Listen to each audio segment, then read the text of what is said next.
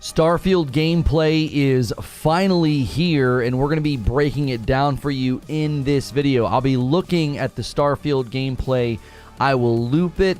We will analyze it. We will break it down. I'm going to give you the good, the bad, and my concerns right here at the beginning of this video. If you've missed this live broadcast, hit subscribe and the bell button so you can be here for the descriptions. That way you don't miss these great discussions, and I do this right at the beginning so you have all my thoughts and don't have to go looking for them. This is a Reforge update. Starfield gameplay is finally here, and I'm going to give you the good, the bad, and my concerns. During the Xbox Bethesda Showcase, we got a very, very in-depth look at a lot of different aspects of Starfield gameplay, and I want to break down my thoughts in a real quick video. If you like these quick vids, hit subscribe and the bell button, or head over to Reforge Gaming where I streamed it live. So I'm going to start with the good because I do think there's more good here than bad. I think the good outweighs my concerns, but it is related to some of my concerns about this title. First and foremost, the environments and the graphics look incredible. There's clearly very far draw distance. There's a lot of intensity with the lights, the shadows, fog. It is a very, very good looking game. It's very pretty. The potential for depth is definitely there as they dive into certain aspects of what you'll be able to do in the game. The crafting looks very, very promising. There was a skill tree. You can create your own ship. I thought that looked spectacular. That's definitely something that people are going to want to sink their teeth into with colors and shapes and all different sizes. Space combat actually looked better than the boots on the ground combat. I was not expecting that. I'm not a big space combat guy. I will talk at the end of this video about a lot of the No Man's Sky comparisons that I don't necessarily think are legitimate, but I actually thought that the space combat looked better than the boots on the ground combat, which I am not a space combat guy, so I thought that said a lot about how much they've invested in the space combat. I think the guns look great. I'm hoping for tons of variety to sort of feed the crafting because the guns looked very similar to each other. They could be starter guns, and again, the crafting, you can add all sorts of different parts to them. I actually thought the 100 plus systems and the 1,000 plus planets sounds very good sized to me. I'm surprised this is being viewed as a negative by the community. I'm very confused on that point. I'm going to try to unravel that during my Reforge Gaming live stream with the audience. Like, why is that a negative? It looks to deliver what everybody was sort of expecting, which is, you know, Fallout in space. That's not a dig. I think it's delivering that from what we've seen. Now, I do want to talk about the bad and then my concerns. There are clear FPS issues in this showcase, which is worrying. Why would you have a showcase with visible frames per second problems? Stutters, jitteriness out in the open areas. They're really pushing this game to its limits. I think that's a giant concern. Were they sort of forced to put this together? Was Xbox like, listen, we gotta show this dadgum game. We need people to be able to see it. Now, I have concerns about this game's performance on consoles, specifically the Series S. There's already reports coming out that some developers have struggled with the Series S because of its limited memory. Microsoft decided to land in the next-gen, version of consoles with a weaker console. I mean, it's not dramatic, but it is going to be an issue, and I think from what we saw in the showcase, that's a concern that I have. I think that's a bad thing to have that in your showcase. Movement on the ground felt very clunky. I didn't think that it felt smooth or fluid. It didn't feel next gen. It sort of looked like a very pretty game draped over an old game, if that makes sense. Gameplay was fine. It wasn't bad, but the gunplay and movement, it felt very Fallout kind of dated. Again, it was almost like if somebody had taken a mod and modded Fallout to make it look pretty and gorgeous in outer space, you still know underneath is kind of this older game with respect to the movement and the gunplay. Even the gun sounds at times felt out of sync with the guns. I don't know if they just had an issue with their rendering or the video itself. I am worried that this could be another Cyberpunk. I'm seeing massive scope. I'm seeing super ambitious title, which I want to end the video with my concerns. My concern is that this game is just going to be too ambitious and it's going to suffer the scope creep that Cyberpunk did. Performance can overshadow a good game. Performance can actually ruin a good game, as we saw with Cyberpunk's performance on old-gen consoles. We could be staring at another game that got too close to the sun, no pun intended. The Series S saturation in the market is growing. It shows no sign of slowing down. It's outpacing the Series X, and that could be a potential problem for a game like this, being a flagship for Microsoft with all the graphical fidelity that they're trying to jam into it.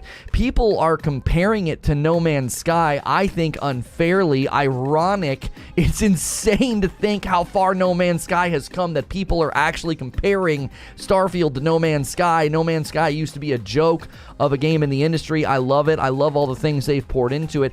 I do not see the comparisons at all. I think the space combat in this game looks significantly better. I think the boots on the ground combat looks significantly better than No Man's Sky. So, okay, you're gathering materials with a beam. Do you think No Man's Sky is the first game to do that? I don't think so. I think some of those comparisons are a little out of place. 1,000 planets, I get how it could make the community conclude that the game is a mile wide and an inch deep. That is a concern that people have. It's a concern that I have. I'm willing to kind of let them launch and let me sort of see what it is they are doing with all those planets. But for now, I think there's a lot of good. I think there's a lot of potential, but I have my concerns. Let me know what you think in the comments below or during my live streams over on Reforge Gaming. As always, hit subscribe and the bell button. I'll see you in the next one.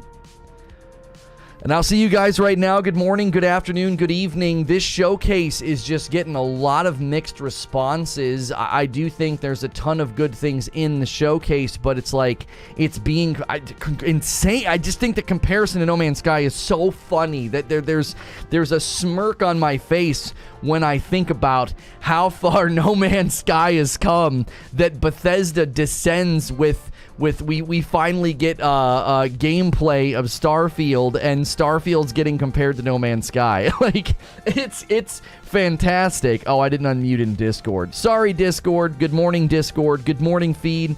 Good to see you in the chat. Shows tons of promise.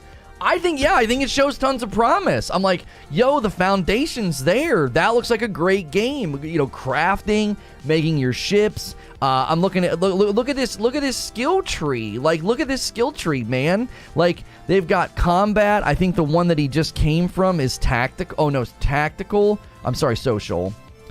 Let's see here. Customization of the characters looks almost limitless. Oh, this one over here is probably tactical since it ends with an ICL. So that's probably tactical.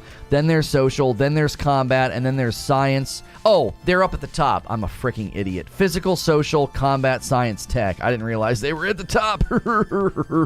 So I think the groundwork is there. Looks like Fallout 4 characters. I thought the characters looked good for a game where they're going to let you customize your character and just go into outer space. I think the characters look totally fine. Like, this is going to be one of those titles where you're going to commonly hear me say, it's okay to be just good. Like, they're clearly shooting for the stars. Holy moly, we are having a strong start. If you are just tuning in and you've never been here before, this is what I do Monday through Friday. We do a talk show just like this, and we are breaking down the Starfield gameplay from yesterday. I walked through the good, I walked through the bad, I walked through my concerns. Like this right here, just ballistics alone, you can go, the weapons do 10, 20, 30. Ballistic weapons range is increased. So once you get it all the way to 30%, you can then go max it out by adding to the range. Again, I love it. I love the little, it looks like a little patch, almost like a little patch you'd put on a spacesuit. There's little adorable pieces here. There's little nice design touches that makes me want to play the game. I want to play this game. I want to invest in a build. I love this right here is what got me more excited. The crafting and the skills. I was like, oh, let's go. That's replay value. That's depth. That's me. That's me putting my choices into the game. I think that that is exactly what you want to see in a game like this. If you guys have never been here before, I'm usually in this scene if we're not breaking down gameplay. We covered Summer Game Fest, we covered Future Game Show, we covered IGN Expo, we covered the PC Gaming Show, we covered Xbox Bethesda Showcase. We've covered it all, so make sure you're subscribed, hit that bell button, smash that like button. First coffee order of the day gets printed. Don't forget, we updated the labels. I did a bunch of them this morning. They're looking great. Look at that, just such a sexy little bag there. Reforge Roast. If you've never tried coffee with balanced acidity, try our coffee.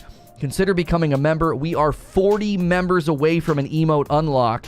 We're 140 members away from making me eat a steak with ketchup, and we did get gifted memberships, but you can become a member on your own. If you are a member, don't forget, go watch parts 1, 2, and 3 of my wife playing through The Quarry.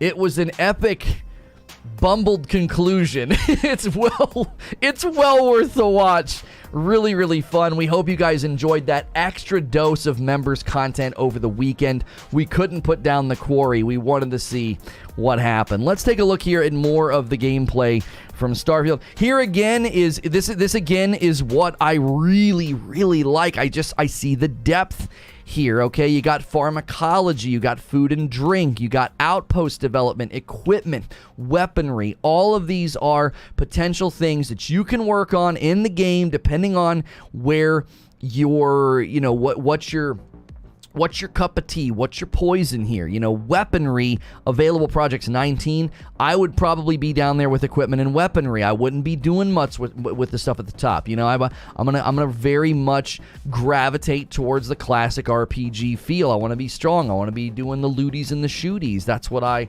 want to do. No multiplayer. I wasn't expecting multiplayer. I don't know why anybody would. Similar to No Man's Sky, like they never focused on that in any of the marketing. Looks straight out of Nier Automata. It does look similar to some of the Nier Automata UI. Yeah. Do you think the underwhelming gunplay was because they were low-level weapons? No, I think it's because it's Fallout underneath. I think underneath this gameplay, I think it's Fallout, baby. Right here. Ooh. Hang on. Let's go back. Let's take a look at that. Okay. Let's get the gun before it spins so we can kind of see it. Okay. So that's a nice looking gun. Okay. And we have research projects here for barrel mods, grip mods, optics and sight mods, and muzzle mods. Now that's not all. You could probably scroll down because I think it said 18, and that's 2, 4, 6, 8. That's only 10. So that's about half of the ones that you could go to. And right here, research tree, barrel mods 1, barrel mods 2. Down here, required materials. We've got iron, nickel, and sealant. I'm assuming that the iron and the nickel is something that can be, you go out and you farm for it, and the sealant is probably something that you make if, think about that when you're making things in No Man's Sky. So, VR won't save Sony. I'm so confused by that narrative. You Xbox guys, you don't so freely admit how insecure you are, okay? Yesterday was a great showing for Microsoft, but it has nothing to do it has nothing to do with Sony and what Sony's got coming, okay? Just take your win gracefully. Some of you guys can't take a win gracefully, and it just shows insecurity in my opinion. Okay, so here, again, a nice look at weapon design. I think that's beautiful. I actually do. I think this is one of the stronger points of the game. There's just little touches on this weapon. Little teeny touches that I just love. All the symbols down here underneath, the grooves, the etching, the lighting, the use of different textures and colors. Absolutely love this. This right here is what I want to see, because if I'm going to get into a game like this and I'm going to modify it. So there on the flip you saw, so we've got, it looked like a barrel, so a barrel attachment here, some kind of a muzzle thing, and then an underbarrel, and then a larger clip underneath, or magazine. I always get lectured on that. So it goes from this to this. Right? They spin it and they smack those things on. Oh, it also gets some kind of an iron sight thing. And so this is just a little sidearm. Love seeing this level of customization in the crafting. This is what makes me feel like the potential's there, the groundwork is there. This right here. Laser sight. Yeah, the underbarrel could be a laser sight because you see there's like a switch back here. You could probably flip that switch up and it puts the laser sight. Turns it on, like toggles it on. You can see down here, written on here, high capacity magazine. This is like a 7.7 millimeter caseless, so this is smaller than a 9 mil. This is basically a sidearm of some sort. I'm getting reminders about an appointment I have this week. Guys, if you are enjoying today's coverage and breakdown, usually I am in this scene. Welcome to Reforge Gaming. Smash the like button. Let's hit 200 likes real quick. We have been waiting for Microsoft to really start dropping some bombs. I said before yesterday's showcase, I think I even said on Friday, I said, I think Microsoft's going to run away with Summer Game Fest, and they have. Now, there's rumors of a Sony showcase end of month. They might be kind of keeping their cards close to the chest. Okay, so that was the gun in action. That was the gun in action. Okay, so do you see what I'm saying? It's not that this gameplay looks bad. Nothing about this looks bad, okay? Let me just do a freeze frame here to analyze a couple of things. Let me get out of the way so you can see the little minimal HUD underneath. All right. First of all, we've got dinosaurs. That's always fun. Like, you're on a barren planet, but the textures, the rocks, the lighting, the grass, okay? I think it looks good enough. I don't see anything in the environment that's blowing me away. I think it looks very good.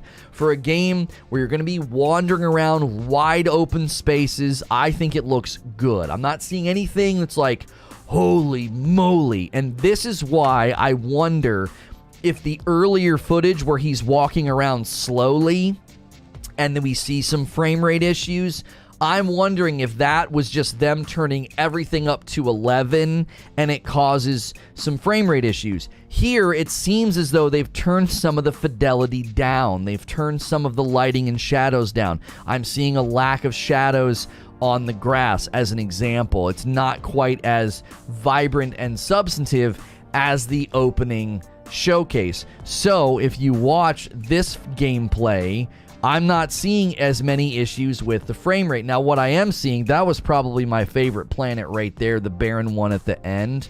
This one right here. Now, you can see where they've put the love.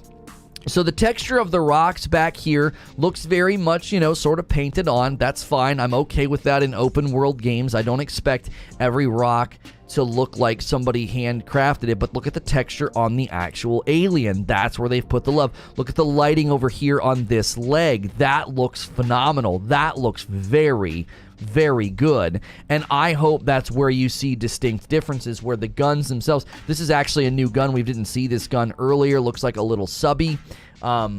He's in, maybe not. It might be something a little 3 in the chamber. Where does he shoot? Does he shoot in this scene? I'm backing up frame by frame. No, he doesn't shoot. It doesn't look like he shoots in this scene. Yo, we got a brand new member, Cosreal, putting us a little bit closer to a new emote. We are 40 members away from a new emote. Fazimoto with 10 months. At the beginning of the showcase, they said all the games being shown will be playable within the next 12 months. So Starfield, Diablo 4, first half of 2023. Yeah, and Silksong as well. Yes, they responded to somebody about Silksong. They're like, that's what we said. So this Kaz is fine. Okay, Kaz. And don't forget, guys, first coffee order of the day. I'm going to print it immediately so it can go out with the orders today. I got bags ready, and we have an odd number of orders from over the weekend. Okay? So, I see everything I want to see in a good Starfield. Okay? I'm seeing everything I want to see. My primary concerns are performance. Oh, my shirt the shirt command needs updated. I am not wearing a Zelda shirt. I am wearing an X-Men shirt today. I'm wearing an X-Men shirt today. The shirt command will take you to the Father's Day collection over there at 80s Tees. I'm always wearing an 80s Tees. And the Father's Day collection. Get a gift for Dad and use my code for 30% off. That shirt command's phenomenal. Keep smashing like, keep smashing subscribe. You guys are amazing. Super strong start to the day. We wanted to kick things off with Starfield. I kept saying that I had high hopes for this game. I think they can land it. I think they can do amazing work. And I'm seeing the parts and the pieces. Here, again, I didn't mention this. I didn't mention this in my open as a good. The ability to go to planets, the ability to put these things down, just absolutely great. You actually can hire people to run these facilities for you. That right there, I think, again, just shows some of the passion and some of the care that they have put into this game. I'm just going to highlight a couple of things. Mr. Gloom doing a tier 3 and for 3 months. Guys, if you're feeling like doing some gifted memberships, there's a lot of gray names in chat that would probably look much better if they were green. Okay, so if you look at the glass, okay, there is almost like a grime and a dirt on the grass. Awesome. Lots of passion has been poured into this project. Just the little shimmer down here in the corner, little touches like that with the textures and the glass. I think this looks phenomenal. Now, some of the things, if you see some of the weird shadows around this chair, some of the weird shadows around that chair, I'm not sure what the cause of that is. That could literally be different light sources on different planets. We don't know. Like, does every single planet have like a moon and a sun just like our planet? Is that going to be the cause of some of the issues? But I do love the gritty feel. I absolutely love it. We talked about this with Mandalorian. We've talked about this with Rogue One. If you're going to be in space, okay, if you're going to be in space, you need things to look gritty. You need things to look rough and worn. I absolutely love that they've done that. The ship right there, I think, again, showcases. This was one scene where you can see there is some lack of graphical polish, though. I think it's the steam. Yeah, the steam animation is a little funky. It almost looks like it's like an animated GIF on loop. Just watch the steam. Let me move myself down to the corner. The steam animation is super awkward. I'm not quite sure what's going on there. It looks super out of place. It looks fine coming off the ship, but the steam coming up when the ship lands. Once again, just a lot of care and a lot of passion you can see has been put into this game. The case on the back, the scratches in the paint, the texture of their suit, all the different parts and pieces. This looks like a cockpit. I love this. I love so much about what we're seeing. 10 months from Google Beats, almost an entire year. What a great way to start the morning. Love to see it. Thank you so much. Looks like it's hyper imposed on the screen. Yeah, it doesn't even look like the steam is there, Ant. There's some weird stuff in this trailer. There's some super, super weird stuff. Not enough smoke. Well, it's not smoke. I believe it's steam, is it not? I noticed the smoke from the exhaust yesterday as well. Yeah, smoke or steam or whatever the frick it is. It doesn't look very good. I'm not sure what's going on there. There's definitely some juxtaposition in the trailer. There's care, there's passion, there's love poured into this game. It's beautiful, and yet there's some odd things going on. Holy moly. There's 850 people here. All right, listen, I got to do a slight commercial if you've never been here before. We'll get back to the gameplay. Y'all can call me Lono. We're here every day of the week. We did a bunch of weekend streams to cover the Summer Game Fest activities. We did extra member streams over the weekend so my wife and I could play The Quarry. We played it in 3 parts. This is a safe for work broadcast. I do multiple shows a day, so make sure and hit subscribe and the bell button. Here at Reforge Gaming, we cover topics and gameplay. That's what we do here. We head over to Reforge Radio in the afternoon to cover gaming news. We just tick off news articles and read through them with you. And then we have 2 other channels where we upload first looks at gameplay. That's Reforge First Look. Reforge Updates. It's like real quick 4-minute updates. Anything going on in gaming, we're going to cover it. You're going to get it here. Subscribe to all the channels. This is the main hub. This channel that you're on right now is the main hub. Subscribe, the bell button, the like button. Let's get some gifteds going. Let's get some of these gray names to convert so they can go back and watch my wife and I play The Quarry. Just had to do a little commercial. Did not realize we had so many people here. Holy moly. Thank you for watching and supporting. If you're hitting like, subscribe. If you're coming back, Now, here's the thing about this, right? So he's putting on, hang on, let's go back. These parts and these pieces are affecting, let me get out of the way. Okay, I'll go right here. There's nothing really here. So there's stats across the bottom. We got hull, shield, cargo, crew, jump range, mobility, top speed, and mass, okay? Okay, so this right here is... This is where the depth really starts to show itself, okay? So this has nothing to do with your character or your guns. This is your ship, and look at the stats on it. Yo, Matasbo hitting 8 months of membership. Welcome back in. Will this game be on PC? Yes, this game will be on Xbox and PC. Jake jumping in as a brand new member. Enjoy the dope badge and emotes. You are dope and deserve dope stuff. If you guys want to support the channel directly with a membership, you can click join. $5 a month gets you into a ton of great members-only content. Also, don't forget to order the coffee. Currency top right. Yeah, that's the currency up in the top right. It looks like apparently Capsule Core is running everything in space. Hey, we had an order of coffee, an order of Reforge roast, 2 bags of dark. My man, Demins. Demins says, hey, print me that label. Print me that label, Demins says. 14 months from Thad. It's a tier 2. We got 16 months from Demins. Those are some big milestones. Thank you for renewing your memberships. Welcome back in. Man, what a turnout today, guys. I kept saying we just need some games. We just need some news. That's all we need, baby. The show was dope. I watched it a couple times. Not going to play everything. What stole the show for me was Diablo 4. That world boss. Our second show today, we're breaking down Diablo 4 gameplay. Nothing but gameplay breakdowns for you today. Docs the Fox coming in with a $10 tip. I actually really loved the whole showcase. I thought it was one of the best in recent memory. A lot shown, a lot of variety, a lot to love here. Yeah, let me get out of the way of this. I wanted to showcase this as well. And then, yo, John Always just gifted 5 memberships. They're already gone. Orange Spawn, Anthony, RJ, Connor, Robert. Boom. All 5 gone. If you just got gifted a membership, make sure you get in the Discord so you don't miss out on the members-only content Thursday afternoons and Friday nights. So here we can see the things that can be added to your ship. We've got landers, okay? We've got more landers. We got landers for the aft, the fore, the mid, the center. And then we got supplemental. Yo, 10 more gifted memberships from Fuzzy, Vorian, Theophilus, Vax, Jaza, Devin, Kernaz, Pratik, Jiraiya, Darth Wookie, Matt, and I think there's one more to be claimed. I think that's all of them. Yo, 15-month milestone from Freddie Jackson. That's a tier 3. That's a big one. Fun to see the view count.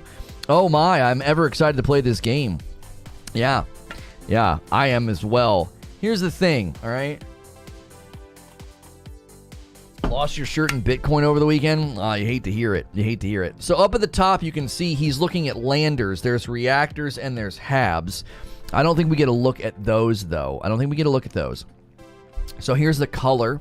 The ability to affect color 1, 2, and 3. There is this is something that I absolutely love, okay? I'm not hype man, okay? The beginning of the show, I have my concerns about this game. I think there's some bad things in the trailer, okay? I'm not a hype man.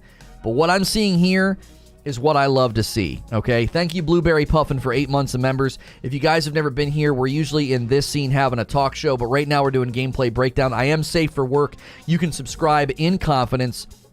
We do multiple shows a day. Our second show today will be about Diablo 4 gameplay. Right now we're looking at Starfield gameplay. And listen, I'm going to circle my mouse with what I love right here. You see this bar? I love that because it's not a bunch of prefab colors, okay?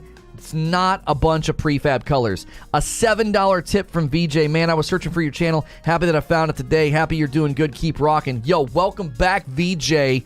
Don't call it a comeback. We've been here. We've been doing this for almost an entire year. Dan's Atastic gifting 5 memberships. Oh my, we are going to unlock an emote today. You guys are going freaking nuts. If we hit 1,400 members, it's an emote unlock. If we hit 1,500 members, I have to eat a steak with ketchup.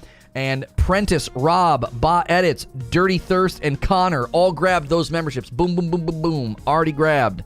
Let's go. So I don't want to overstate this and overhype this, but they didn't just give you the ability to click on a hue color. As a Photoshop aficionado, saturation and brightness, you can quite literally make any color you want. Okay, listen, I'm not hyping this game. Okay, no, it's not going to be well done. It's not going to be well done. I'm not hyping this game. Maybe I am a little bit. I'm not hyping this game. No, we're gonna cook the steak well. It's gonna be not well. We're gonna cook it in the right way. It's gonna be reverse sear, medium rare, and then we're gonna ruin it with ketchup if we hit 1500. We'll get an emote today almost assuredly. You guys are going freaking nuts. I don't want to hype this game, but I think this is just such a nice touch. I hope they let you have this level of customization on your guns because I love making stuff look a certain way. You can see here. He's got his recent. See again. There's just this is a nice touch. You're gonna think you're gonna think you're gonna think I'm exaggerating here. Another nice touch. You see this tab down here called recent. If you take the time to make a color that you really like, you don't have to figure out how to do it again. It saves it in your recent, and that's a nice. What is that? 2, 4, 6, 8, 10, 12 recent colors. So you can really make it look just phenomenal, right? I hear you're near 1,400 members. Yeah, dude, it's been a little bonkers. We are 13 days into the month, and it just won't slow down. We're 6 days away from the 2-year anniversary, and if there's never been evidence that they failed, it's right now, and it's right here. So, let's go in a little bit more. Yeah, look at that. So, quickly, they're just shifting styles here. So now they're going with a more subdued color with stripes. Just so much customization. I absolutely love this. This is the kind of stuff, and again, you're going to think that I'm exaggerating. You're going to think that I'm overstating it, okay? But I don't think that I am. This is the kind of stuff that makes people sink hours and hours and hours into your game because they are in the game. Their character, their ship, their guns, their crafting, they are in the game. This right here, you might think that I'm overstepping, but I'm telling you, this is the little stuff that matters. When you get the little things right, the big things can tend to fall into place. Hopefully. I've got concerns, but yo, we're about to hit 900 viewers. Guys, smash that like button if you're enjoying the show, if you're enjoying my breakdown. I keep it safe for work. A lot of people treat me like a video game podcast. I will fill your day with almost no dead air. Welcome in to Reforge Gaming. 8 months of membership from Deathside. Rate the show, by the way, Lono. By the way, hit the join button. This guy talks a lot. That's right. You guys just keep hitting the join button and I'll just keep talking. Look a little bit more here at the customization. So here, just a completely different version of a ship. This is like a utilitarian cargo ship, right? Look at the cargo, okay? Let's compare. So cargo is 50, health is a 6, and crew slots is a 6, okay? So when we go to Big Bertha, so this is cargo 50, health 6, crew slot 66. 6. So then here, crew slots go down, health goes up a little bit of a tanky boy maybe, and then cargo goes up to 55. So this is just like a giant friggin', freight of carrying stuff, right? Just gonna be carrying stuff. Demins, I will print your label. Don't worry. I will. Another coffee order coming in. A bag of dark roast. Reforge Roast is exceptional coffee. I'm drinking some this morning. If you are a coffee drinker and you've never tried coffee with balanced acidity, try our coffee. This is not a sponsor, okay? My wife and kiddos bagged this up and shipped this to you. We have a light roast and a dark roast. Order some today. It ships incredibly fast. It's very reasonably priced, and you're supporting a small business. Not some sponsor that gives me a kickback. Ooh, okay. See, now we're cooking. Now I feel like I'm in Star Wars or something. I wonder, it's a speed run to the Millennium Falcon, is it not? Right? It's a speed run to the Millennium Falcon. Who can build that the fastest? Because I'm seeing the potential here. Somebody's building that game. Somebody is building that ship. It's happening. You toast it at home? No, we have a roaster. There are Mexican beans. They're organic. That's where they're sourced from. That's the kind of coffee that you're getting. It's pre-ground. It's delicious. I'm telling you, balanced acidity coffee will spoil you. I'm just going to fair warn you. It will make all other coffee taste bitter. My wife used to drink local coffee, and now she can't. Zybersword coming in with 5 gifted memberships. Let's go. Nicholas, Larson, Chino, Thomas, and who's going to grab the last one? Super fast here. Gregor. That might actually be an emote unlock. It might actually be. Let's go in here and check. Let's go in here and check. We are 11 members away from an unlock. I think it's a speed run. I think it's a speed run to who can make the Millennium Falcon first. The Millennium Falcon. It's said multiple different ways in the movie, is it not? You think Bethesda will do a Star Wars DLC? I don't know about that. Look up the prices in the top left. Going to cost a lot to change your ship. Well, yeah, but, who knows how much money you can get, right? You go to certain planets and you get yourself set up. There's no telling. There's no telling. Here's another ship. Here's another nice ship. So this one looking a little bit more, again, now we're getting into this. This has like a Mass Effect feel to me. I accidentally predicted the Autopsy Simulator game. No. We'll just do indie gaming and then we'll do shorts. I do shorts. If you guys have never seen them, they don't hit your feed. But how do you spell autopsy? It's not even a game. It's not. I can't even pick the freaking game.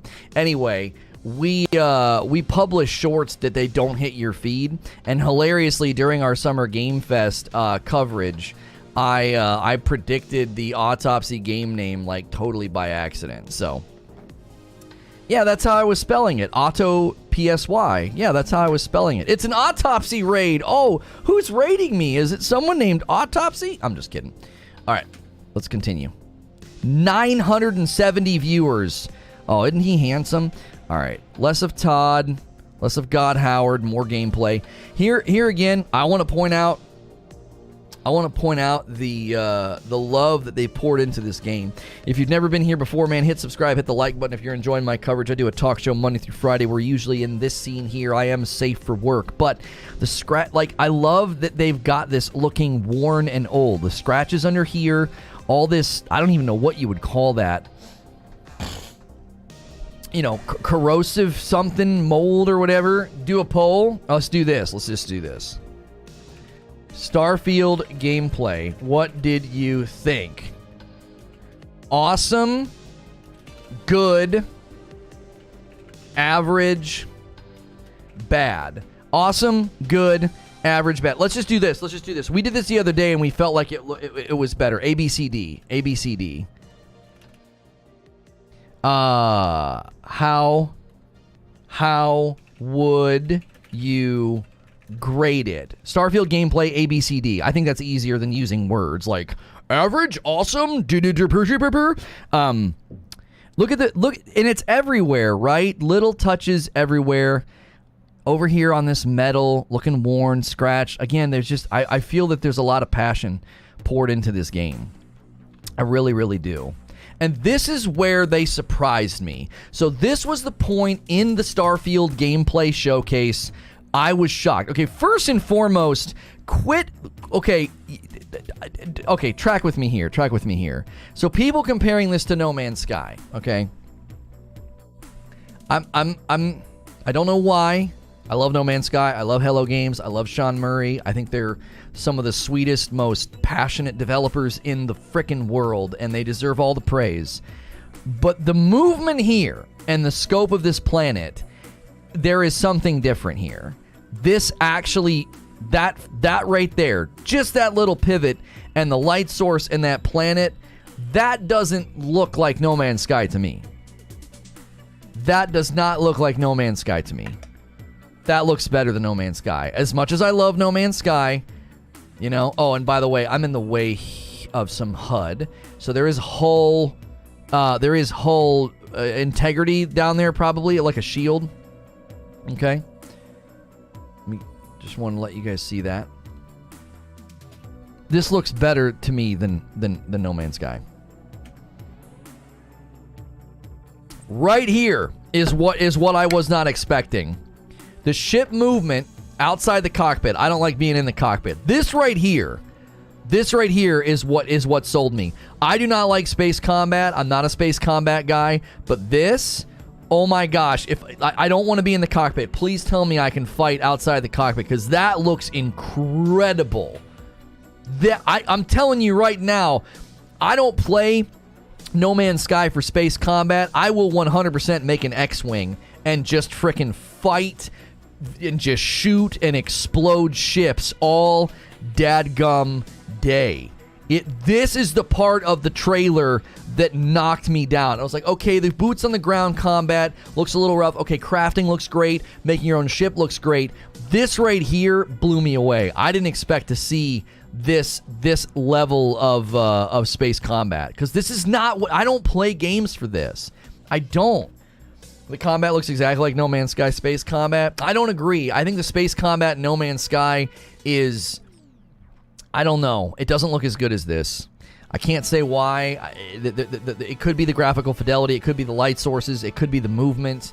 You know, it could be that I typically don't build a ship for combat in No Man's Sky, so some of that could be my fault. I've always had a big rig, right? I've always had a big rig. By the way, I love just that shot there. Just that shot there. A 9-month milestone for African Jedi. Great stream, Lono. How do you gift memberships? Click the $ sign at the bottom of the chat.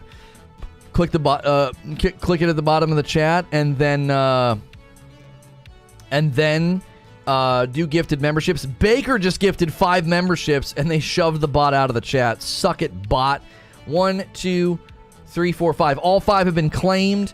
That means we need 5 more for an emote unlock. I don't even remember. What are we even going to do? What's our next emote? I don't even remember. I added a bunch of stickers in the Discord.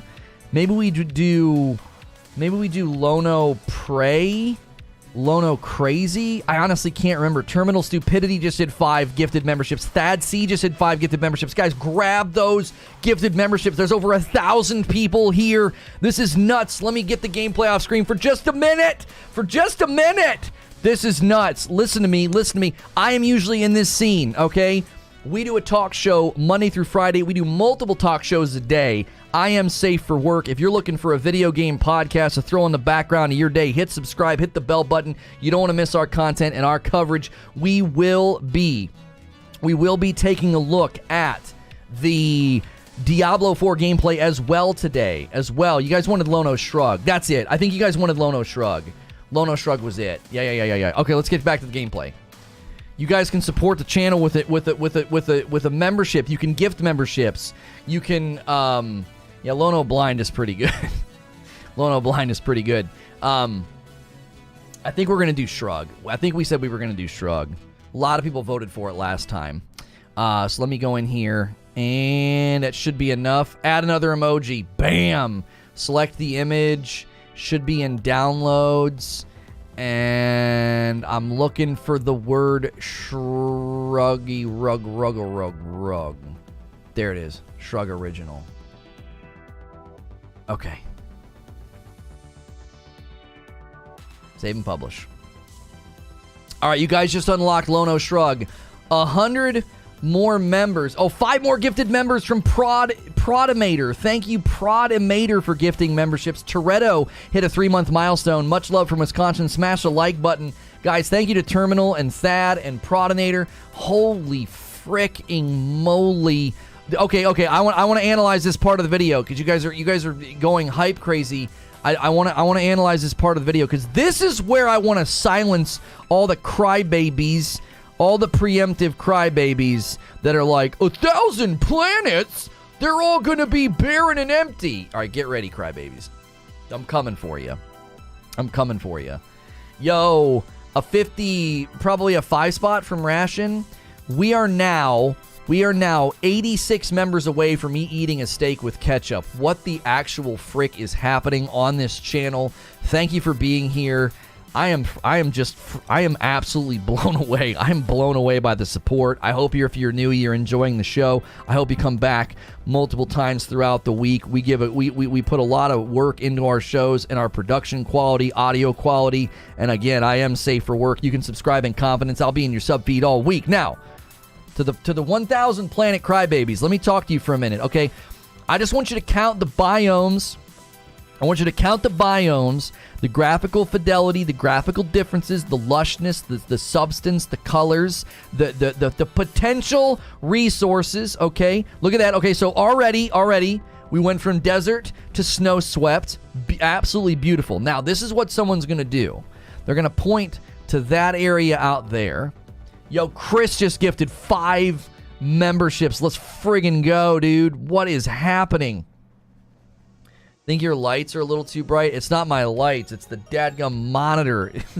It's the monitor. It's blasting me in the face. It's because we're watching gameplay. 5 gifted memberships already grabbed by Neal, JB, 2 Skeleton, Bernard, and Lingen. All of them right there. Grabbed. This is the highest viewership we have ever had doing just normal gameplay breakdown and discussions. We've never had this many people here. We've had this many people here for covering a live event.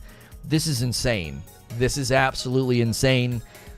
I appreciate so much the fact that you guys trust me. I don't want to get sentimental. Let's just keep shutting down the crybabies. Oh, wait. I was going to say something. Okay. Same deal here. You see the big wide open spaces, okay, where there's nothing, these big, huge, wide open fields. People go, there's nothing going to be out there, right? And then here, there's not going to be anything out there. Yeah, you're probably right. And that's the point. Is you can't have light without dark. You can't have lush without barren. You can't have full without empty. You need dynamic planetary existence. My family's running into the room. What? Can't have me without you. My wife's getting mushy. What are y'all doing down here? Your child wanted to know if she could say dadgum. Dadgum. Dead. Oh, deadgum. She heard you say dadgum. Oh, apparently I say dead gum. My daughter wants to know if she can say dead gum instead of dad gum. Oh, they also misunderstood the candle in Beauty and the Beast when he says sacre bleu. They thought he was saying suck my blood. Suck my blood. Anyway, thank you for tuning in. A little bit of wholesome, cute adorableness. Oh, I gotta print one. Give me 1 second, chat. Give me 1 second. Can you take this marker? You can help. That way I don't have to get out of the chair. Thank you. Yeah, I don't have to get out of the chair. What did Demin's order? We're gonna do Demin's because I said the first order gets printed. Yeah. Right. Too dark. No return label. Padded flat rate. All right, get it in there and get it ready. Add funds. We don't have enough funds to buy the stamp. Guys, I'm gonna bring the gameplay back in just a second. I'm bringing back the gameplay in just a second. This is customer service right here. I told somebody that the first coffee order of the day gets printed, and I did a bunch of new bags out there. Okay, we're back. Okay, we were gonna count the biomes. We're gonna count the differences. Okay. What are you doing, Mama?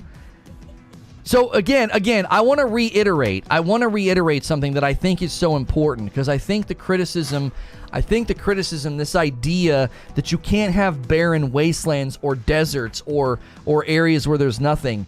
Yet, yes, you can. You 100% can. Think about this with me for just a second. Number one, if you want to build, if you want to dig down, you want to create roots, you want to build structures, okay? That is super important to have areas where you can do it. It's also, again, super important. You can't have light without dark. You can't have lush without barren.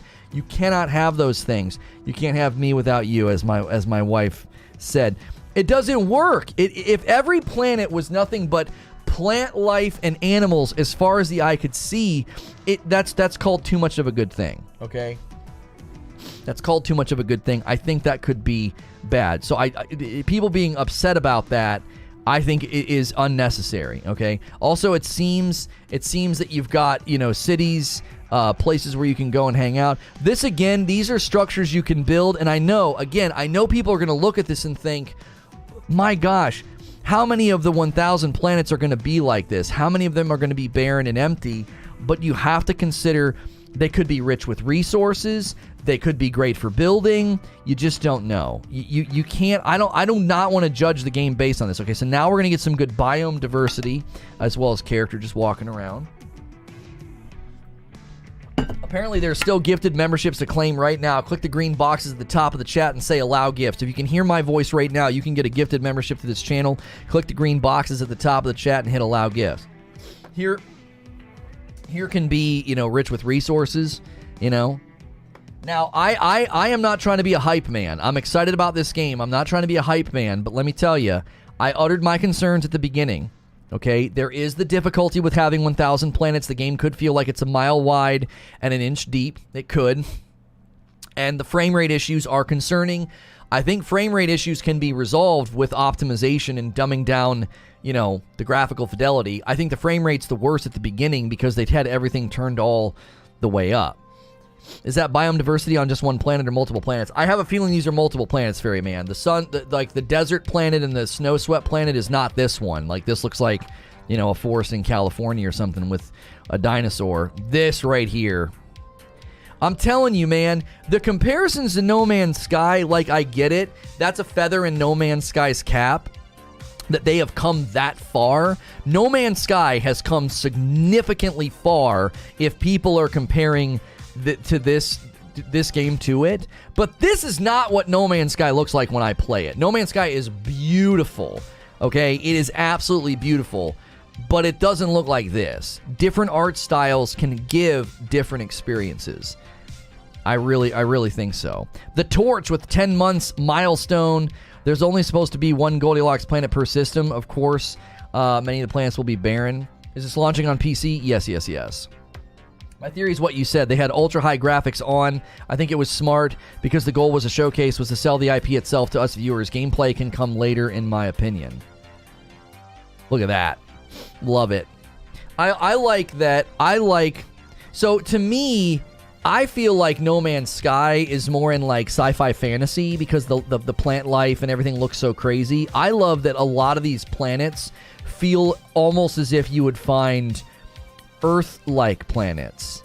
The plant life is more tethered to our reality with respect to what they look like, the plants and the areas. Now obviously this doesn't, but this is a nice showcase, I think, of another character, what a character could look like. And this is just them showing off the area. So again, you're looking at this, you're thinking, man, oh man, what? It's just going to be so barren. It's going to be so barren.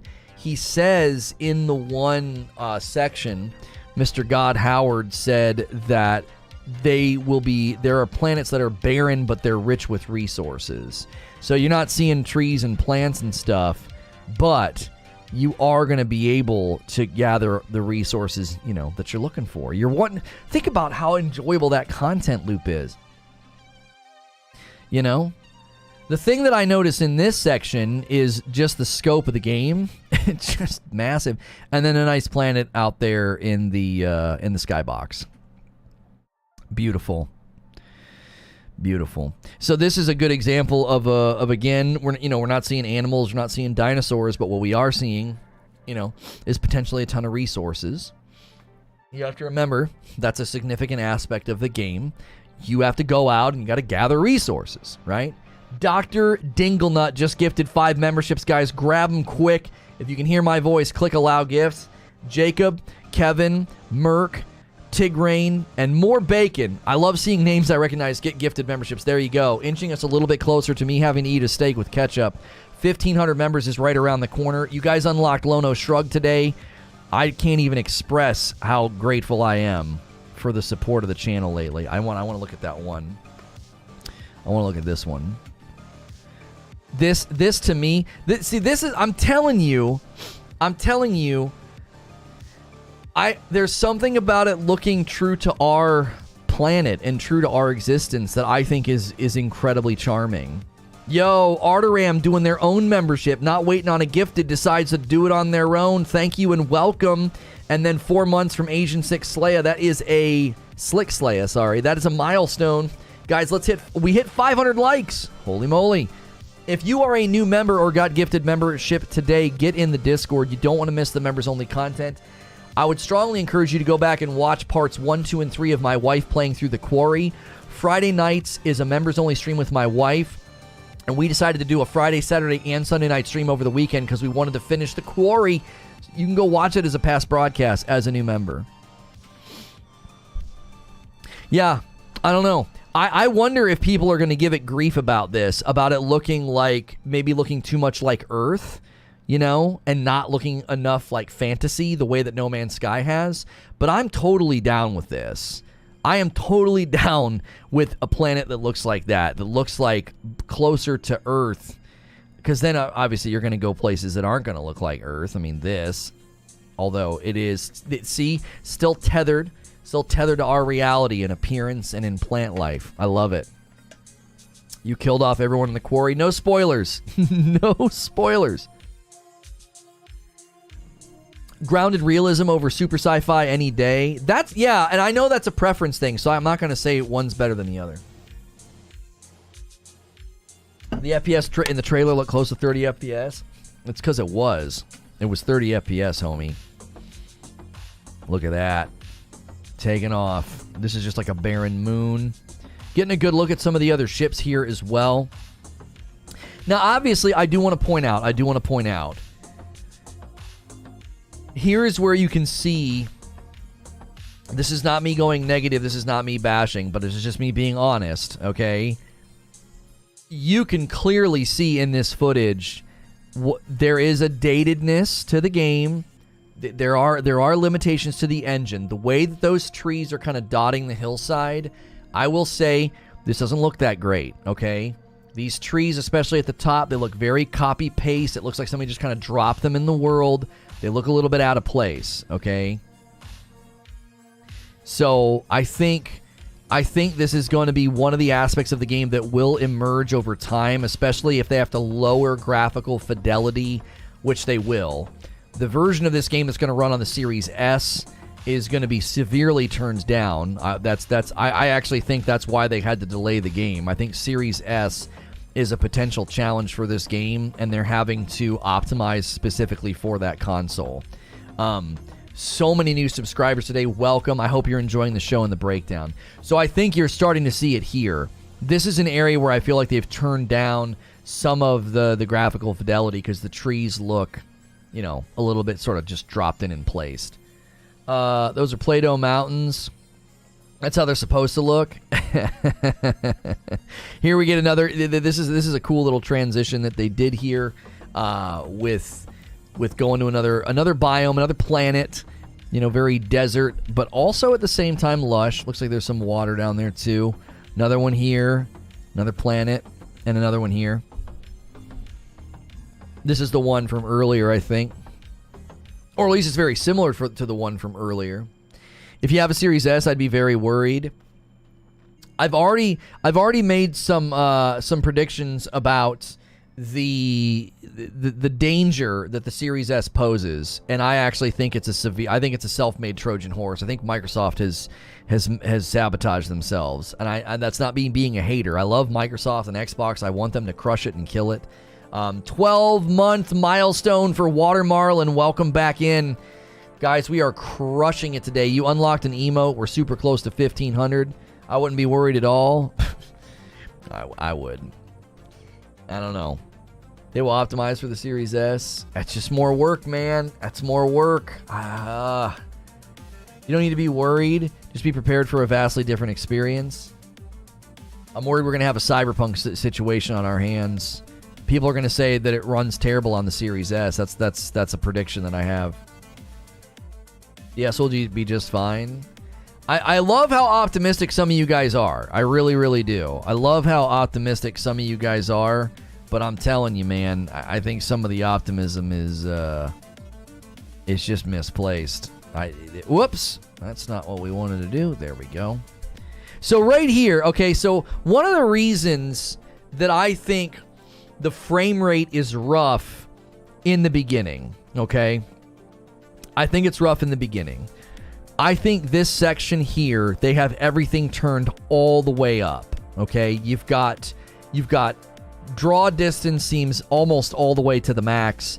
Lighting is turned all the way up. Shadows is turned all the way up. Textures, there's even fog and particle effects in the distance. So I actually think this section has issues with frame rate that are not present in some of the later footage because of how they set this up. Anyone that knows Bethesda knows what to expect at launch. All I know is the game is going to rack up thousands of hours of my time. My only complaint is I need to buy 2 more Series X's so the entire family can play. It's the main campaign planet. It's why everything is turned up. 1080p 60, Lumfow. What are we... Why are we laughing at that? I can't wait to see this game if it runs at 1080p 60 FPS on the S. Just my prediction. I don't know. 1080p 60 is going to be kind of rough after seeing this. Like, look at this. This is a great shot. This is a great shot to showcase why there are frame rate issues in the beginning. Okay, so we're going to walk through this image from the bottom to the top. So if you look down here at the bottom, okay, this lower third, all right, you're seeing great use of individual shadows and lighting hitting that, okay? You're seeing texture depth, okay, that seemingly increases when you go up into this section. The textures, the way that the light both shines and creates shadows on this structure here. This is turned way up. Graphical fidelity is at max here, okay? Absolutely maxed. When we get beyond this section of the foreground, you get out here, and there's fog along the ground. There's this particle effect, some kind of gaseous thing that's like popping up and spraying out. You got a structure here, okay?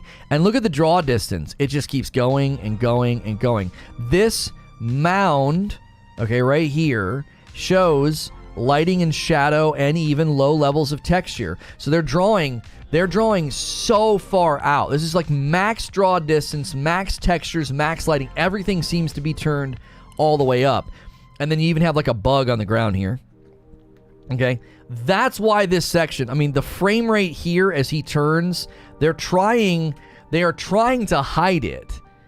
Okay? They're doing that classic super slow, very like they're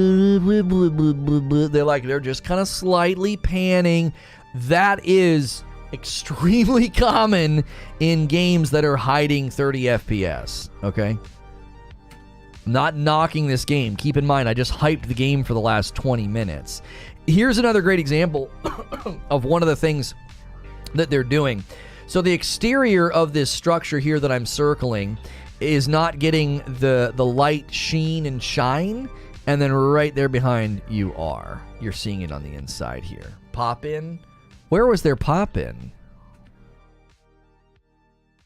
I'm looking for pop in. I don't see it. Can you tell me at what point there's pop in? I didn't see a single ounce of it. It'll run 1440 60. It'll run 1440 60 FPS on the Series S in performance mode. No. I did massive doubt. Big doubts. What is this footage taken on? We have no idea.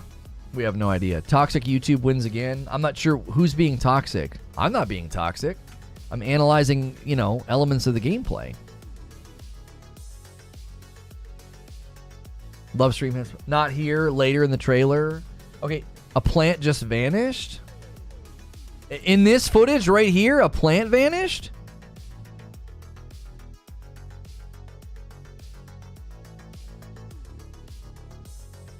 In back here? I don't see any evidence of pop-in or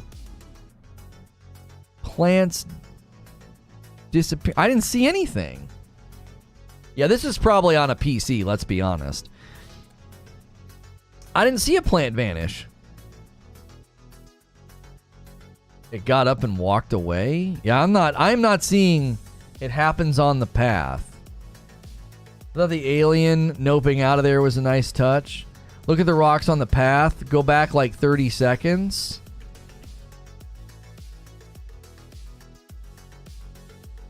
Okay, hang on. All right, we'll just watch from the beginning.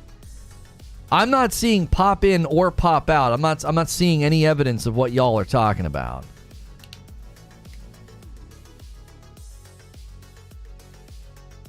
I'm watching the ground textures.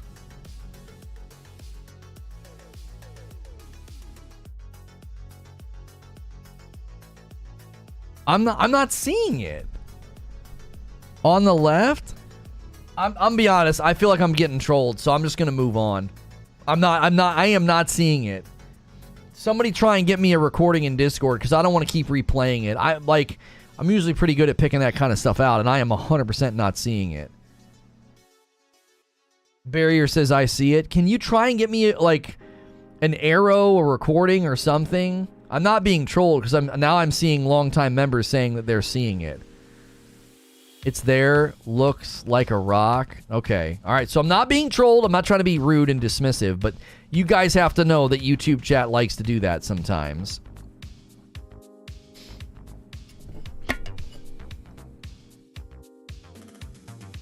I think I saw it. It's LOD shifting from 0 to 1, it seems.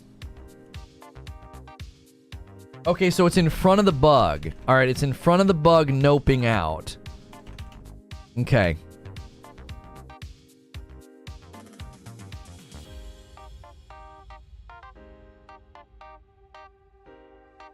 What?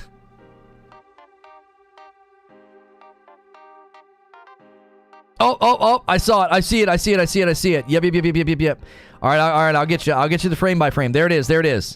Okay. This is so minor. Oh my gosh, this is minor. I'm not going to excuse pop-in, because games have been struggling with this lately. There it is. Oh, it's not pop-in. They're there, and their texture gets applied. Watch. Boop. See? They're there, and their texture gets applied, so they pop up. It's like a pop-up book. So it's pop up, not pop in. I'm not being pedantic. I'm being silly. But yeah, okay, so now I see it. Okay, you weren't trolling me. All right, let me be clear. This is not a big deal. This is not a big deal, okay? The Sonic Frontiers trailer has literal giant structures popping in, okay? That's bad pop-in. This is not that big of a deal, okay? You don't see it? All right, my mouse is circling right here. You see? Watch. Not there, pop up. Not there. Look, I'm going to move my mouse right underneath it. Boop, boop, boop, boop. This is so not a big deal, okay? Listen. I'm not going to make excuses. That kind of stuff can be immersion breaking. In a world this size, listen to me. In a world this size, a little bit of texture draw, that's not a big deal, bro. Like, Horizon Forbidden West had trees appearing out of thin air, for crying out loud.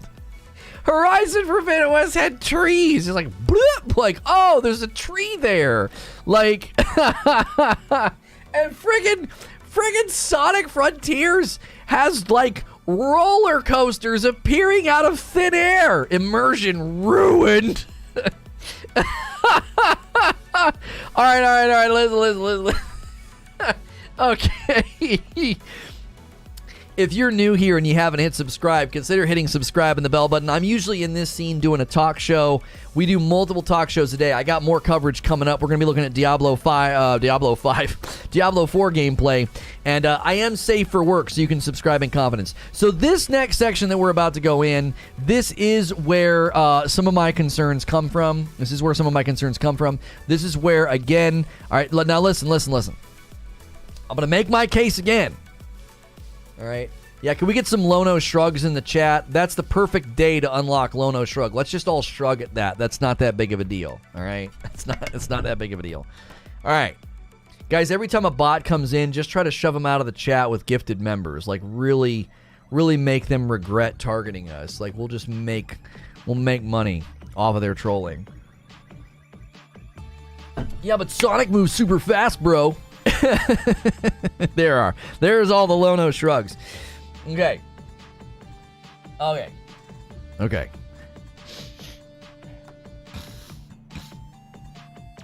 Now, let me make my case again. What I see in this screenshot right here is the graphics turned all the way up. Just all the way up. I see lighting, textures, shadows, draw distance. Everything is just freaking turned way up. Okay? What do you have for me, Paul? What's that? The box on the roof? Oh, does the box on the roof do something? Okay. In any case. This is why I think we're about to see frame rate issues. I'm not nitpicking. I'm not being negative. I'm not being a negative Nancy, okay? But there are frame rate issues in the upcoming footage, okay? See some there, some definite jitter, it's not smooth. That's not smooth. I want to see this addressed, okay? I want smooth gameplay. I don't want whatever this is. I would not want to play this. Okay, now listen to me. I just spent a bunch of time praising, hyping, getting excited about ship customization, crafting, the skill tree, okay? So, but I don't want to play a game that runs like this. It'll give me a dadgum headache. That's not me being nitpicky or negative. They've got to figure out the whatever's happening here, because it looks bad, okay? I'm not being a Debbie Downer, no. I'm being honest. I can't play games under 60, and this looks... There's more pop in. There's definitely some more pop in there, okay? Again, not being negative. Okay? He jumps. I have so many concerns about this freaking engine, dude.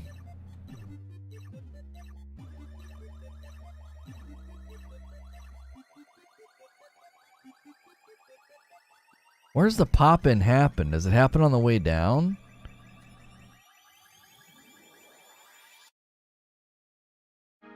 Where is it? I saw it.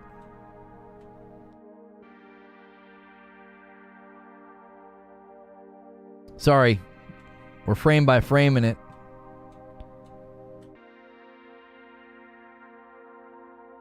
Okay. What in the heck? Where does it happen? Are my eyes playing tricks on me? Oh, it's up in the corner.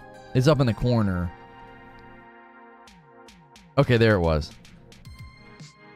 Yeah, there's some weird stuff happening in this footage. Right here where I'm circling. Just an entire rock. There's some weirdness. So right here where I'm circling. See? Just like rocks just appearing. That's so odd. This isn't bad. I'm not making this seem like a big deal. I don't want to make this seem like it's a big deal, because it's not. Oh yeah, boxes just appear on the roof. Right here. What the huh? Right here. That's so weird. You know what it is? I wonder. I'll make a soft prediction. These are items that can be opened and consumed, maybe? And it's like, so they're not there, and then they're there once the player gets close enough. Again, this is not a big deal. We saw worse pop-it in Horizon. I'm just pointing things out. I am way less concerned. LOD is part of optimization, I think. Yeah. So I am way less concerned about little minor pop-ins like that. I'm more concerned about frame rate. Frame rate matters a whole lot, okay? Frame rate matters a whole lot. To me. It matters way more than like, ooh, I saw a box pop in. I can't play this game. It's just ridiculous. I don't care about that. Now, here we're going to get a look at something that so in my open... Okay, again, I'm being fair. I'm excited about this game. I'm hyped. I think there's good things. I think there's good things baked inside this game, okay? However, I'm extremely concerned about the fact that this game, the FPS is getting down into like the 20s. Oh no, hang on. That's a joke. Okay. I described this in the beginning, in the open, as it kind of feels like Fallout with like a super pretty mod on it, okay? The gunplay really very much feels, it's Fallout, okay? Fallout's not bad, but Fallout has a dated feel to it. And this, when I watch this gunplay footage, it doesn't get me very excited. That's why I said that the ship combat looked better than the boots on the ground combat, because this feels like Fallout with a very pretty space mod on it, all right? It's not... There's nothing wrong with what we just watched, okay? There's nothing wrong with what we just watched, but this is pretty Fallout. This is like a pretty Fallout mod, okay? It's the largest XP bar I've ever seen. I hope it gets toned down. Well, I'm sure you can customize the UI. This movement right here and shooting, again, nothing bad. There is nothing bad here. There's nothing bad here, but there is that stiff, dated Fallout feel. Everything we just saw in this entire interchange, there's nothing that is bad, but it feels as if I'm looking at Fallout and it's been prettied up. Not that that's bad. Fallout's gunplay is acceptable, but it's not particularly a strong suit. Fallout gunplay was only tolerable for me when I used VATS. Pure FPS, didn't care for it. Yes, it's not that it's bad. It's just it's not. No one plays Fallout 4 for the FPS, for the first-person shooter feel. Nobody does that. Nobody does that, and it's just because it's not the engine's strong suit.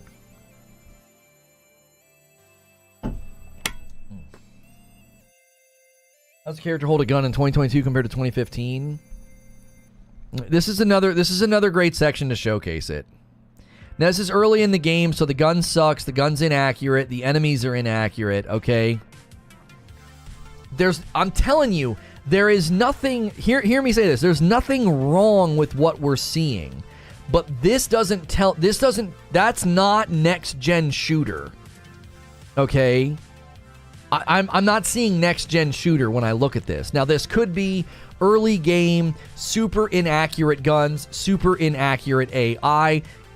Jiminy freaking Christmas. Like, look, oh my gosh. That's so much screen capital. That's fine, I guess, but Jiminy Christmas. Again, you start to customize it and mod it and put some sights on there, but that is so much screen capital for the gun. That's a lot.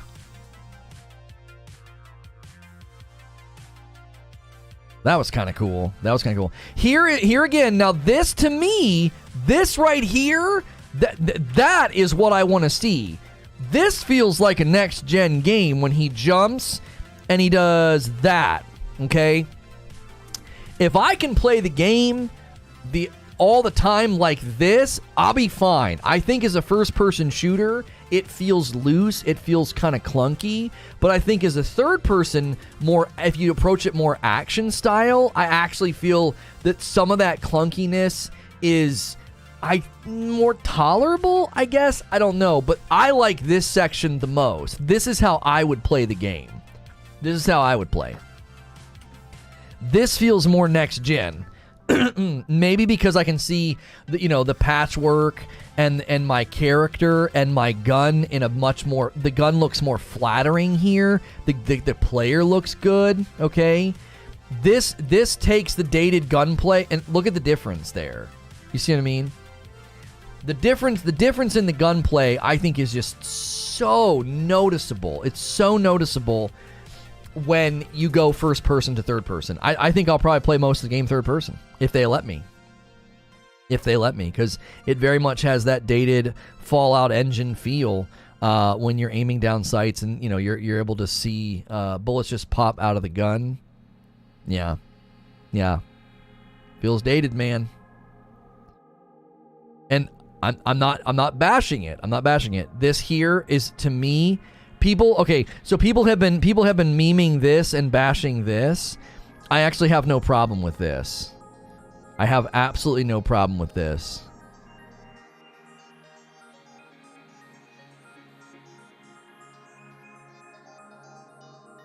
People have been memeing those faces. I think it looks totally fine. I'm not, I don't need this many characters, this many places, and this many, conversations. I don't need it all to look like a movie. I don't.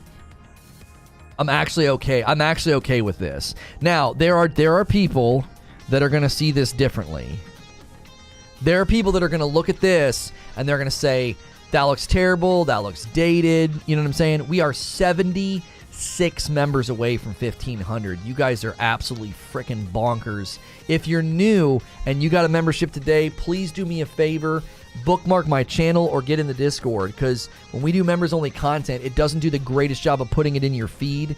So you have to check the channel or you have to be in the Discord. We always plug all of our announcements in the Discord. Looks better than Mass Effect Andromeda. Big turnout today. Yeah, this is insane. This is absolutely massive. This is crazy. I know you guys are excited about the game. I'm excited about doing a talk show multiple times a day throughout the week. So I hope you're enjoying your time. Hit subscribe, hit the bell button. I am safe for work.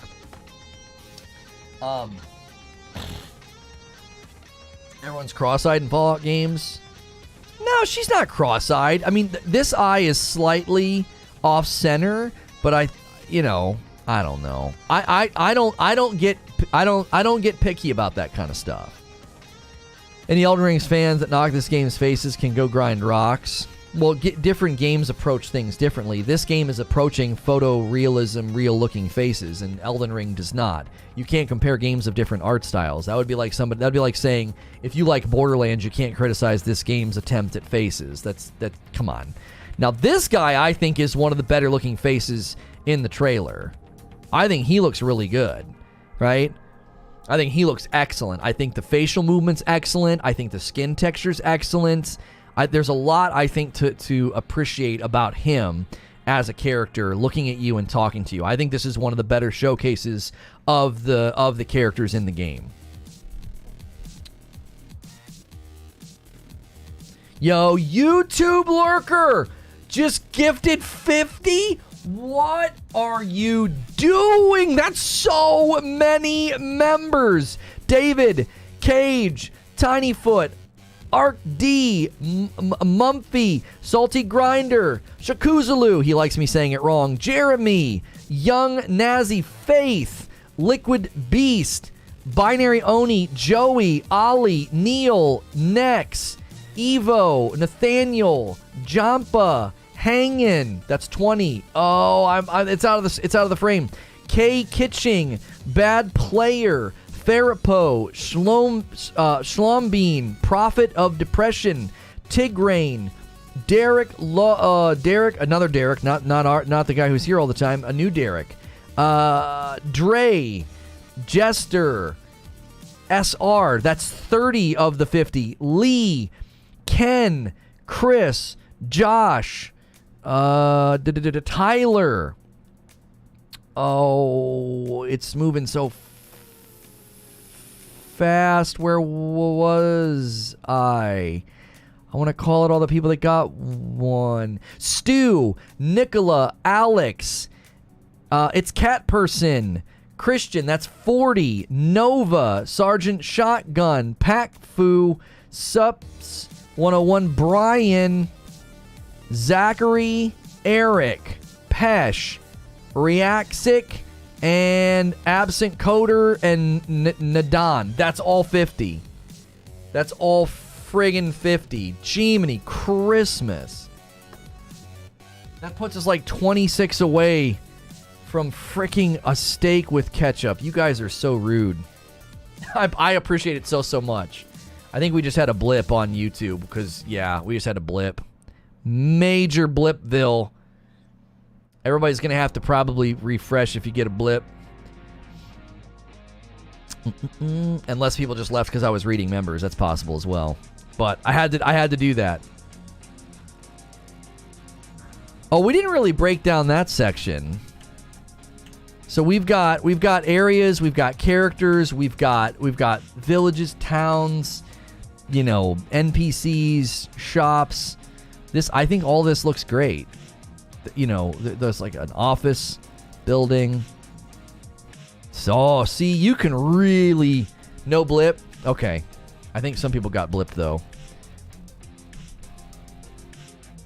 You need to add, your team took one heck of a beating after saying all those names. It's a famous sport commentary line. I don't understand the reference. At this point, YouTube going to start asking questions on what kind of brainwash does Lono use to get this much membership so fast. Yeah. You can really make your character look awesome. Look at this. Yeah, people are putting tomatoes in chat because we're gonna hit 1,500 members. That looks awesome. I think that's one of the better looking characters we've seen as far as customization goes. FPS kind of suck in this. Not satisfying animations can be improved. I think it's an engine level problem. I think Fallout has the engine that they use for Fallout is just always struggled to feel good as a shooter. Another great example of a character. I think that character looks great. I think this is another really, really good example of their character design is fine.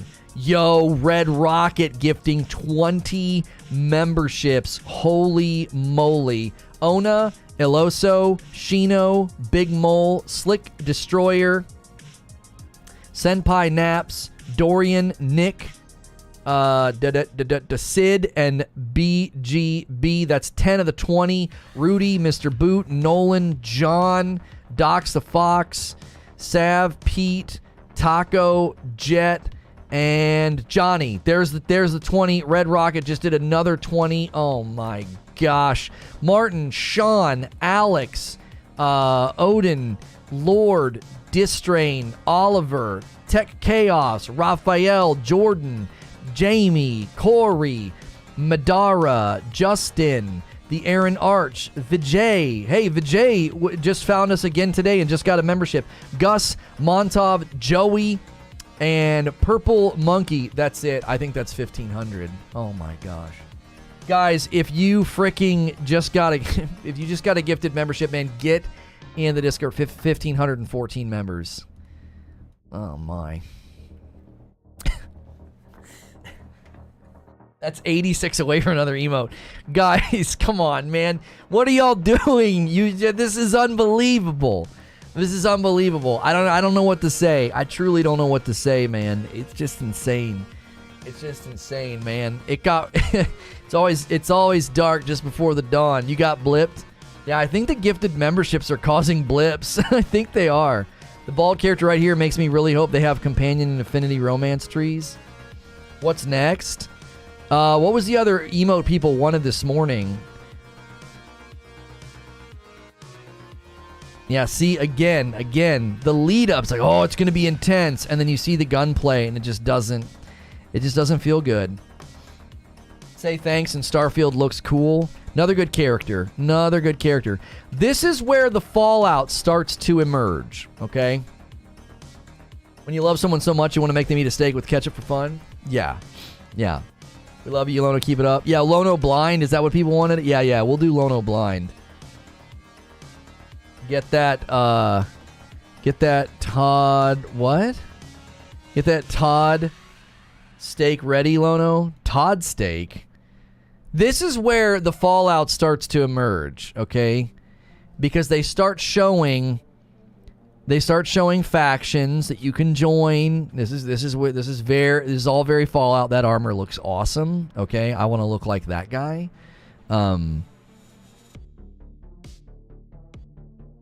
You got more good. I think there's more good character design here.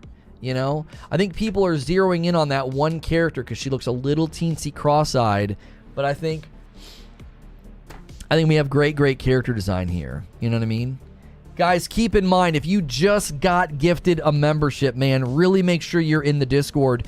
We are going to have a huge community game night this month. Fall Guys goes free to play next week on every platform. June 24th, Friday night. Every Friday night, my wife and I play games. If you're a Tier 2 member or above, you can make us play games on Friday nights. If you guys missed our 3-part series of The Quarry, you can rewatch that now as a VOD. As a new member, you can go back and watch that. And once a month, we do community game night. And this month's going to be huge with Fall Guys.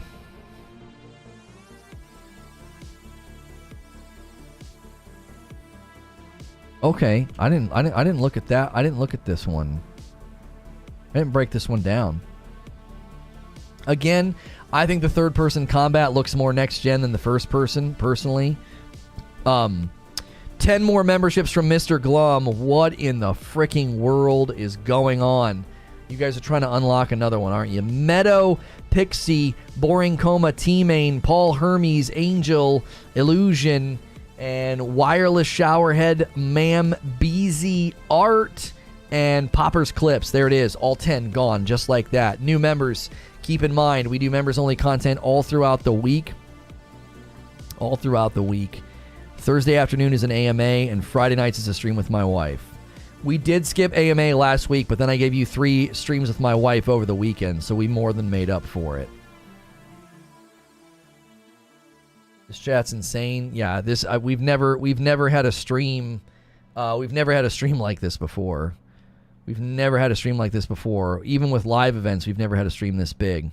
I think this looks good. I again think this showcases.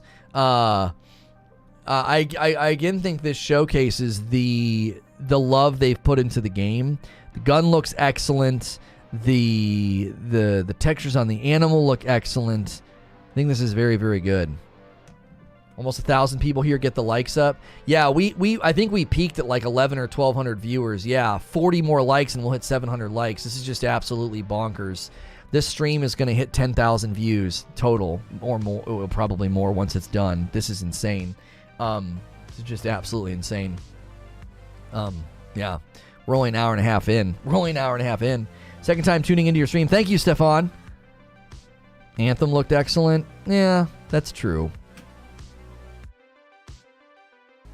Oh, so we're getting a look at some of the aliens on the inside. And a new gun there. Yeah. Some type of a... Ooh, that looks really nice as a gun.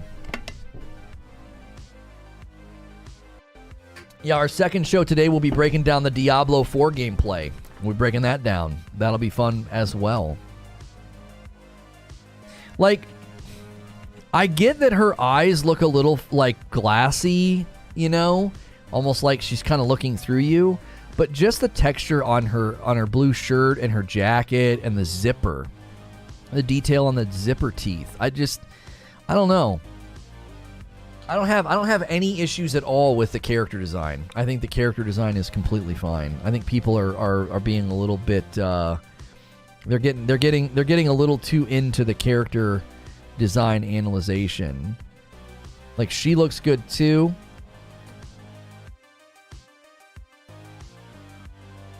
The settings and the lighting look excellent. That's the screenshot. This is where people are making No Man's Sky comparisons. So this right here, people are saying, "Well, that's just right, right out of No Man's Sky, man." How are people gifting subs? You hit the $ at the bottom of the chat, and then you say gift memberships. Let me see where we are. You guys have just gone going. She just got done crying because there's no steak with ketchup. Yeah. We're at 1524 on the members. Yeah. 76 needed. Jiminy Christmas.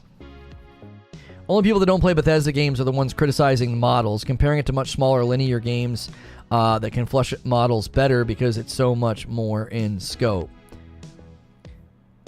Doesn't work on mobile. Yeah, you can only do it on desktop. That is true. There's a demo of Destroy All Humans 2 on Steam now. We have so many games to record and get ready. It's just unbelievable. If you guys have enjoyed today's show, usually we are in this scene doing a talk show, but today we're doing gameplay breakdowns. Our second show of the day will be Diablo 4. If you've enjoyed the show and you like a nice safe for work environment for video game breakdowns and gameplay, again, being safe for work, a lot of people treat me like a video game podcast. I get the comparisons to No Man's Sky, and I think that's a feather in No Man's Sky's cap, but I don't think I see, oh my gosh, it's going to be just like No Man's Sky. I do see the similarities here, obviously. Big, tall, dinosaur-looking alien on a lush planet. You know? When's the Diablo 4 discussion? They had an amazing showing. This here also has reminiscence, to No Man's Sky. Futuristic alien-like structures on barren planets, that are like hovering and rotating. Mysterious things like this feels a little No Man's Sky. Am I going to stream the Capcom showcase? No. Yeah, I actually haven't looked at this with you guys yet today. I think the character customization is one of, again, just like the ship customization, I think it's the little things that matter. It's the little things that get everybody excited. And for me, this gets me excited, She's definitely cross-eyed. I see what Chad was talking about, but that just means she can focus better on what she's looking at close up. Oh, that's just rude. Yo, a 10 spot from Big Mole. Big shout out to all the gifts. Thank you so much for a $10 tip through Super Chat. Very much, Big Mole. I'm ready and waiting for Diablo 4 Necro is back. Yeah. It looks very, very good. What's the point of character customization when you're going to be in your suit for the most part? I did a 60 FPS interpolation on my channel. It's not linking in the chat. Okay. I think character customization matters because you could go no helmet, or you could wear a helmet that shows your face. There are definitely some helmets that showcase your face, right? That kind of looks like the guy from Stranger Things, like an Asian version of the guy, the guy in Stranger Things, the recent season. He's so good. Kind of looks like Nick Merckx a little bit. You'll be out of your suit in your ship or in some of the planets. Yeah, you could certainly customize your face to look good inside a visored helmet or a domed helmet, Seeing more Sea of Thieves in No Man's Sky? I don't see any Sea of Thieves in this at all. The darker skin, I'm telling you, the darker skin in these games really shows, because you get a better look at the texture and the detail that they put in because the way the light hits it, because the skin has a darker shade. That looks so good. That hair is a little like, how hair sometimes looks almost placed. The bangs aren't so great. The rest is okay. That's good. I think that looks very good. I think the hair is probably the weakest aspect of the character design, truth be told.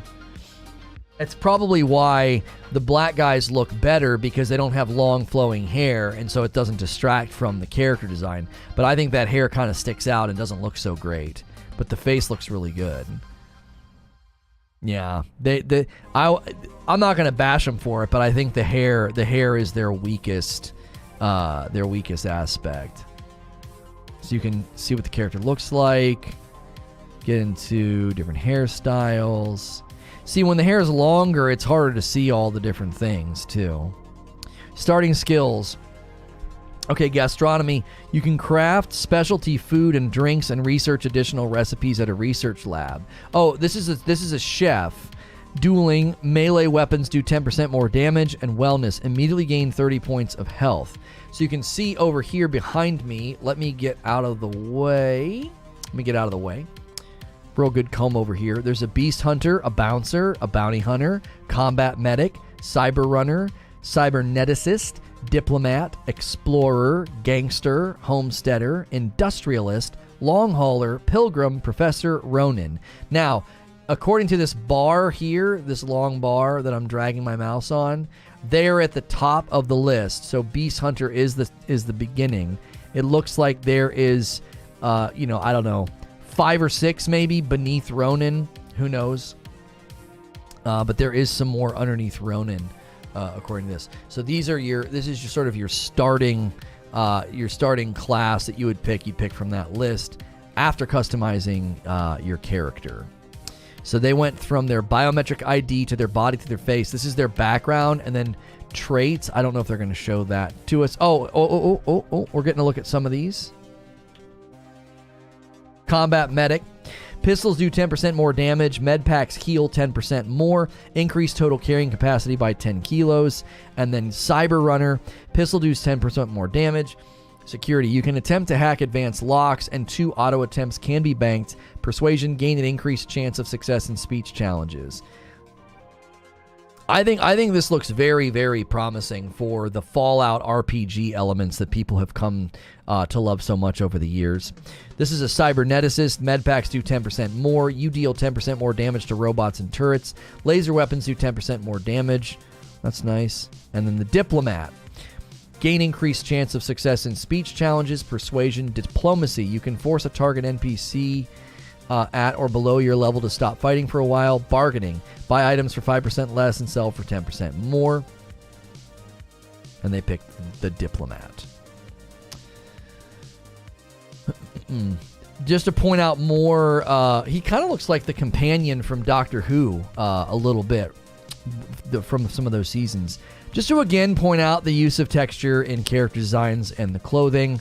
I've got nothing but good things to say about the character design. I think people are very much overstating the character design issues. So here we go to traits.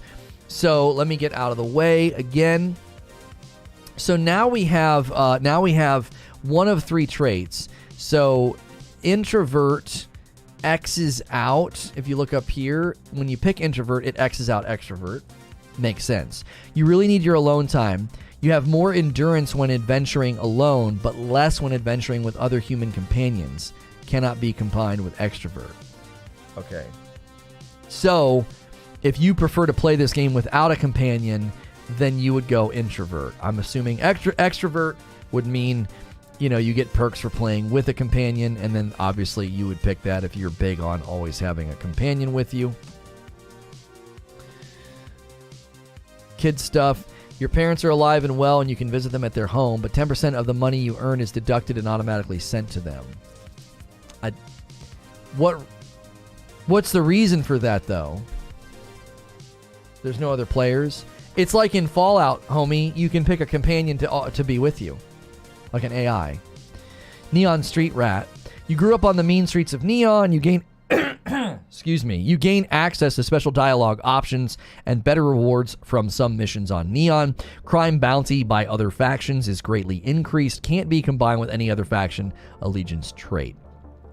So this is a specific faction benefit that can't be combined with any others.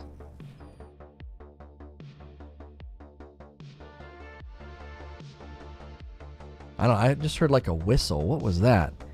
I thought I heard a weird noise. Raised Enlightened.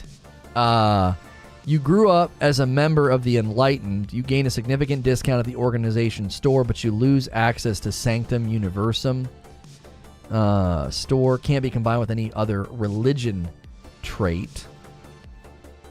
All right. That's a religion trait. Raised Universal. You grew up as a member of the Sanctum Universum.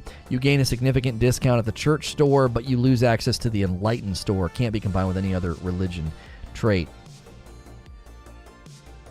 I wonder if you can change these at a later time. I always struggle with picking this in the beginning of the game because I'm like, I don't freaking know. You know what I'm saying? How am I supposed to know what I should pick? It's hard to know. Because you're not in the game yet. You don't know any of this stuff. You don't know which stores you like, which stores you don't like. Serpent's Embrace. You grew up worshiping the Great Serpent. Grab jumping provides a temporary boost to health and endurance, but health and endurance are lowered if you don't continue jumping regularly, like an addiction. Cannot be combined with any other religion trait.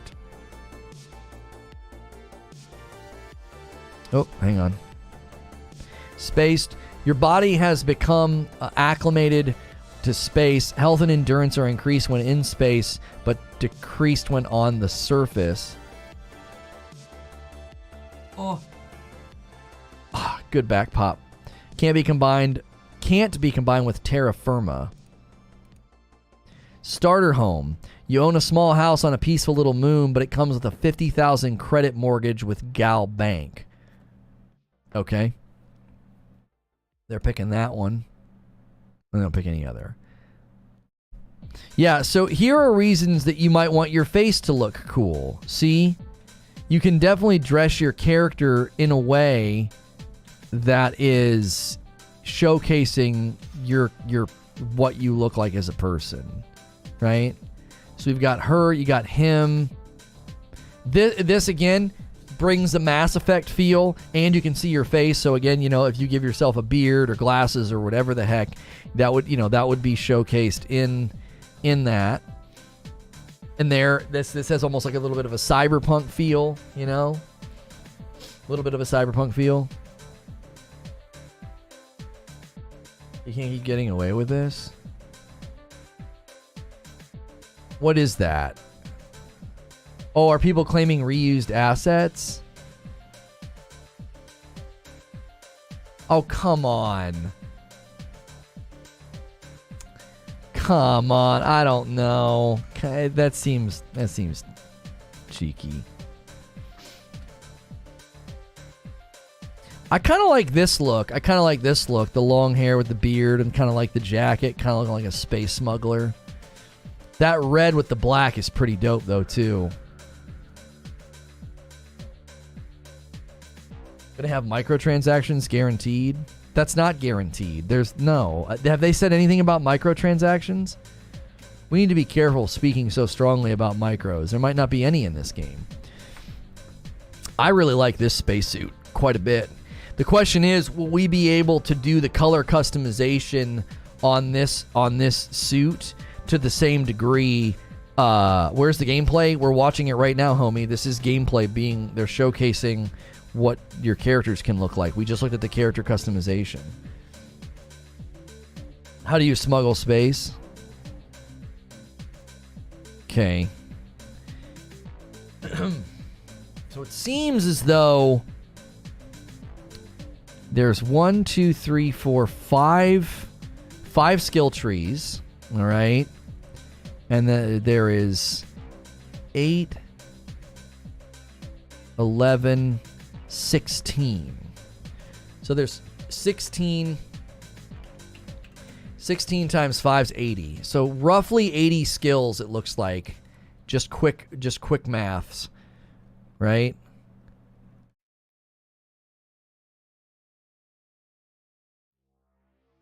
Those outfits has respelling gear, just cosmetic, or would a suspect that we do some wall climbing? Yeah, I'm not sure. So according to this, because I'm seeing 8 and 3 is 11, plus the 5 at the top is 16. 16 times the 5, right? Put it in the channel for a reaction. Suggest. Oh. Is there a protocol for sending a clip link for a video? Because I saw an interesting No Man's Sky Starfield comp side by side. Yeah, we can do reaction content once a week on Mondays is when we're kind of been doing it. We won't be doing any reaction content today. Hang on. Got a glimpse at one. So this is targeting. Challenge progress. Kill 125 enemies without aiming. Unlock. Greatly increase accuracy and range when shooting without aiming. And then we have sniper certification. Unlock. Scoped weapons are steadier and have less sway. Okay. Missed that one. Rapid reloading. Reload 150 empty magazines. Unlock. Gain a chance to reload your weapon twice as fast as normal. And then heavy weapons. Kill 250 enemies with a heavy weapon. Unlock. Gain 30 damage resistance while aiming down sights with a heavy weapon. Oh.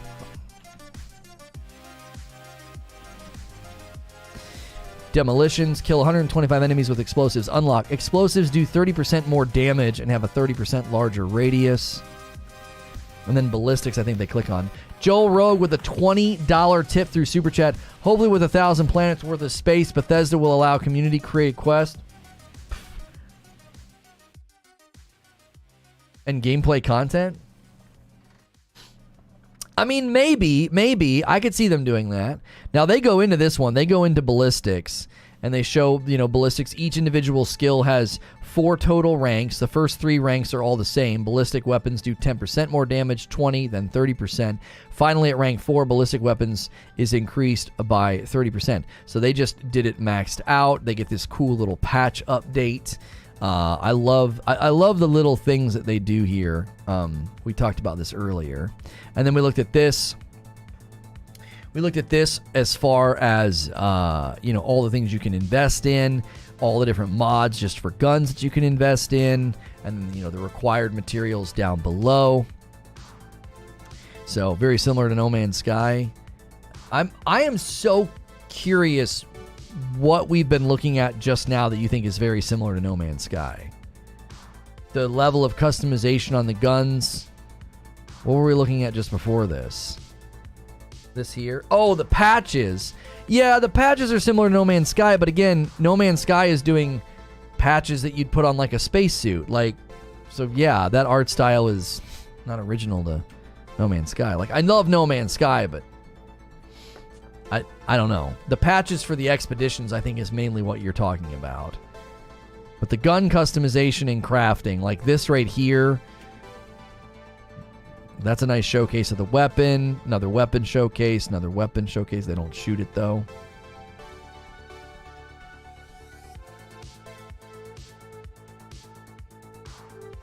Yeah, the No Man's Sky comparisons, I think, are just getting really, really overstated.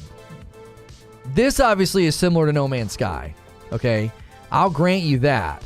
Being able to go to a planet, dig down roots, build a structure, and have have somebody working the structure for you. Oh, for sure. This feels very similar to No Man's Sky. No doubt in my mind. Give me 1 second.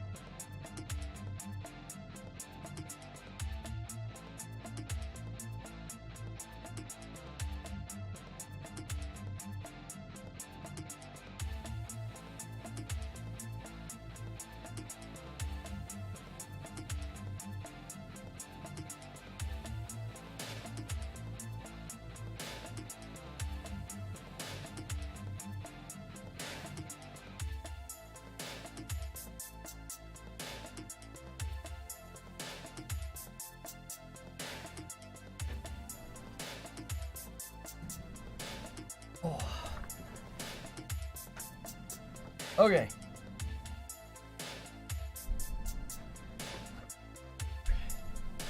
Yeah. I follow him on Twitter. That was a pretty good tweet, Distorted. Yeah, I like this section. We looked at this section earlier. Maybe if you're not new, you've already seen me break this section down. This is the section of the game that really was like blew me away. I was not anticipating space combat looking good. It's just a frame of reference. No Man's Sky is pretty much the only game doing what it's doing in space is doing it in. So anything that's vaguely similar will be compared. IGN has comparison video to Starfield and No Man's Sky. Look it up. The graphics are about the only difference. Yeah, the graphics are the only difference, and the crafting, and the ship customization, and the skill tree, and the RPG elements, and the NPCs, and the questing, and the replayability, and the starting over and completely changing your character. Yeah, other than all of those differences as well, yeah, you're right. They're basically the exact same game.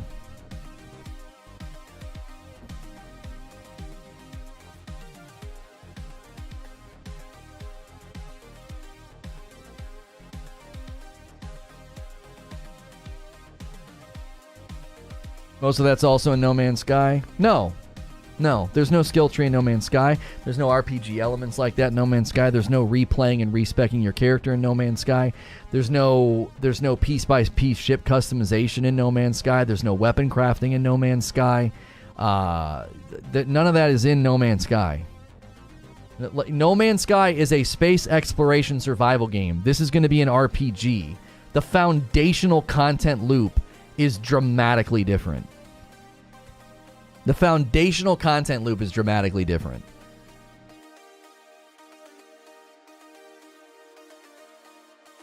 Isn't this just a ripoff of Star Citizen? Listen, I'm not a Starfield apologist, but I don't know how this is a ripoff of Star Citizen. Its foundational features are in Fallout.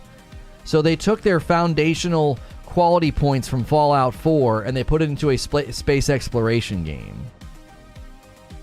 Like, you see what I'm saying? So, yes, you can go to planets and see cool things. You can do that in No Man's Sky. After that, it's like when people compare shooters, right? Yeah, you can run around and shoot enemies. Yep, they're shooters. But then there are distinguishing qualities between the games that make them dramatically different games. This is basically Fallout in space. So, like, I don't know. I think people just want to make, like... I'm not trying to take a shot at No Man's Sky or Starfield, but to say the game doesn't share major elements with No Man's Sky is insane. No one's saying that. No one's saying that. Somebody said literally that they're other than the graphics. He said go watch the IGN comparison video. Do I need to reread what I responded to? It was you, Corey. IGN has a comparison video of Starfield and No Man's Sky. Look it up. The graphics are about the only difference. Maybe don't say like a really reductionist, sweeping false statement and I won't shred it. Like, think about what you just said. The graphics are about the only difference.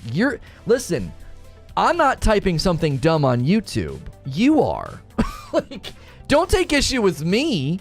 Look up the IGN video, bro. You understand what I'm saying? No, I don't need to go do research to understand your statement is silly. Like, you type something that's silly.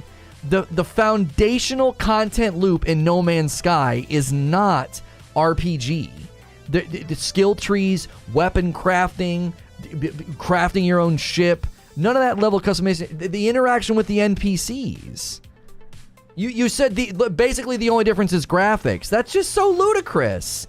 This is Fallout in space. No Man's Sky is survival in space. The foundations of the games are dramatically different. They're dramatically different. Like, the content loop in this game is going to feel similar at times to No Man's Sky. But there are so many other things you're going to be doing in this game that you do not do in No Man's Sky, sorry.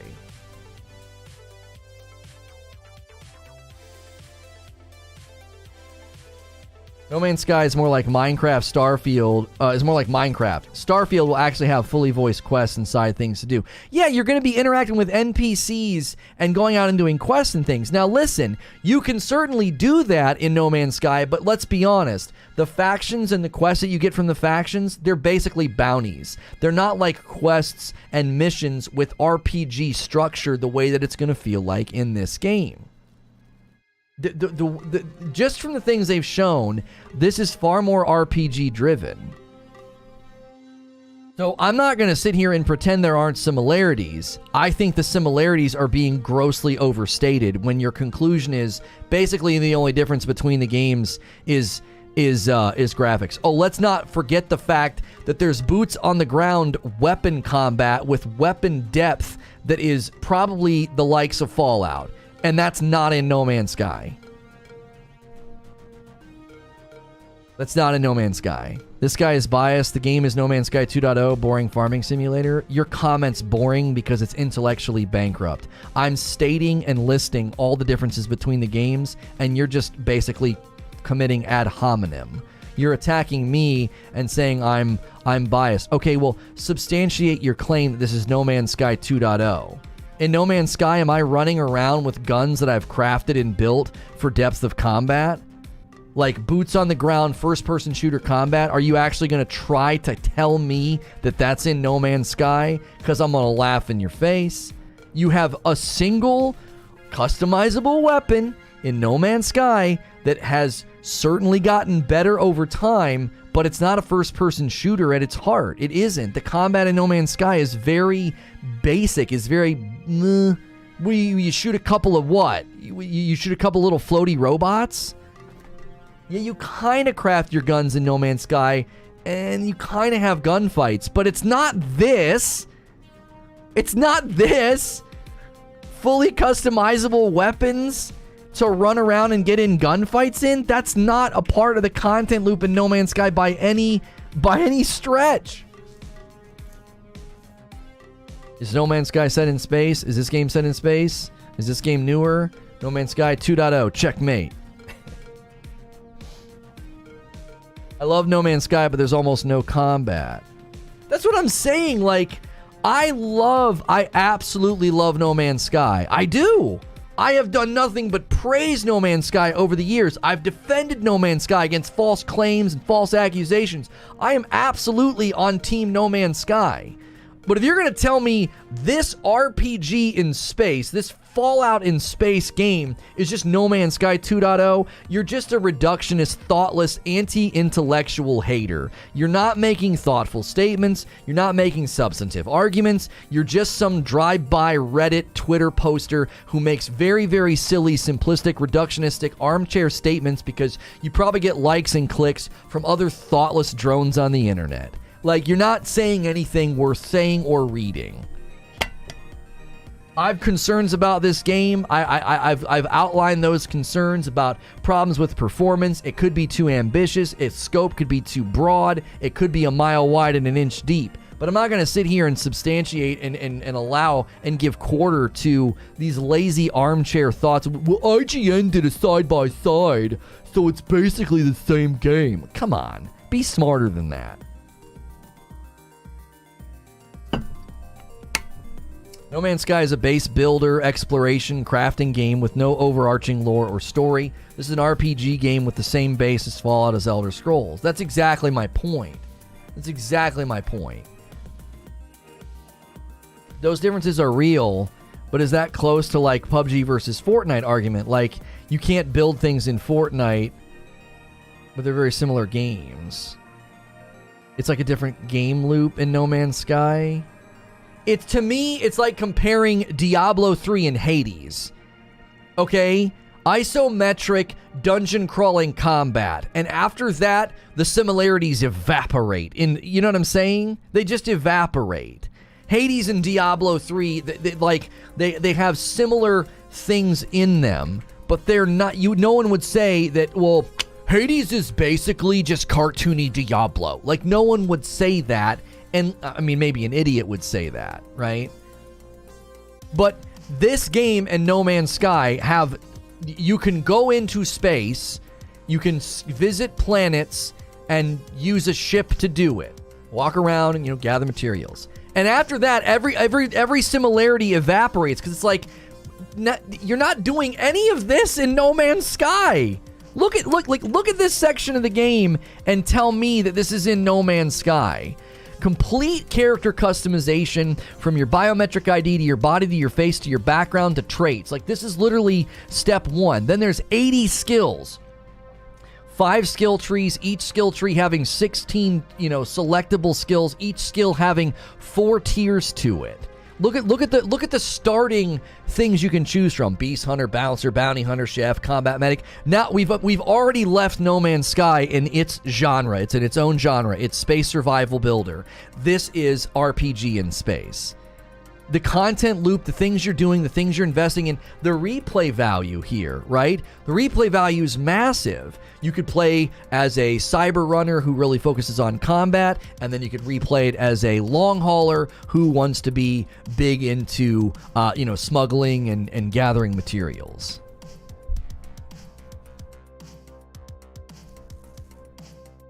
Objectively, though, if they add more shooting combat in No Man's Sky, which isn't unlikely, the similarities would be more justified in an argument. No. If suddenly you had like a whole host of weapons and the shooting and the combat and the enemies got more substantive in No Man's Sky, it still wouldn't be a space RPG. It would still be space survival. The difference between a space survival game and a space RPG, I don't think you can get those goalposts close together by making the shooting better in No Man's Sky. They're completely different games.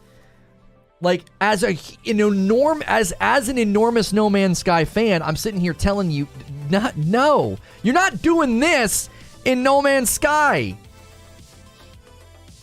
They'd have to completely overhaul the base content loop if they were going to add that level of combat and weaponry to No Man's Sky. They'd have to build another game. If my grandma had wheels, she'd be a wheelchair. No Man's Sky leans heavily into the procedural generation throughout every aspect of the game, from the world to the ships to the stats and the equipment. I think the main bother is Hello Game size versus Bethesda, making this less impressive. But it's different approaches. I don't think you'd want to play an RPG in a game like No Man's Sky. You know what I'm saying? There's nothing to compare it to other than No Man's Sky. This game is literally every game's fantasy. Of course, the hopes are high. Right. I don't care about drawing comparisons to No Man's Sky. Just this section alone shows you, okay? So, okay, yeah, there's ships in both games, okay? But this game's identity is an RPG. So your ship has... Look how many stats you have. I don't even know what this crap over here is. Maybe that's the size... The size? Anyway, hull, shield, cargo, crew, jump range, mobility, top speed, mass, okay? You have about half of these stats in No Man's Sky. There are good stats in the ship, and they're usually derived from the parts that you put inside them. This is a very different approach. This is more RPG. You're custom building a ship, every piece, every part, adding stats, subtracting stats, adding colors, textures, whatever you want to do to your ship. So, like, again, see all the pieces and all the parts right there. So again, the idea being, we didn't look at the first one. Oh, that's just more landers. Yeah. Just more landers, right?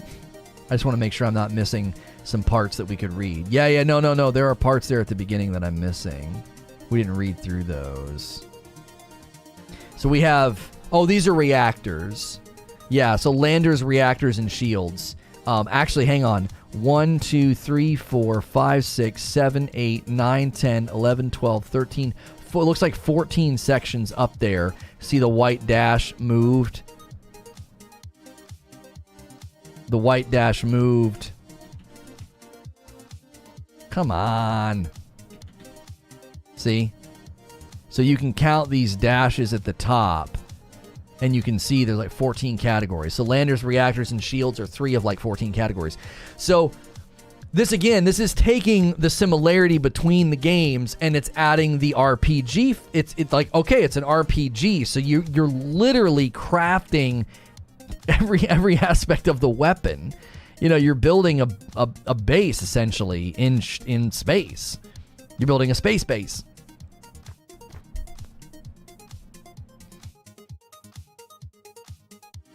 The best part is no one has played it. I prefer PlayStation, but I play on both systems, and I'll try this. I want to see how bad it really is, if it is bad. I don't think it's going to be bad. I think this game's greatest barrier for high praise, its greatest barrier for high praise is performance. I think it's going to have performance issues.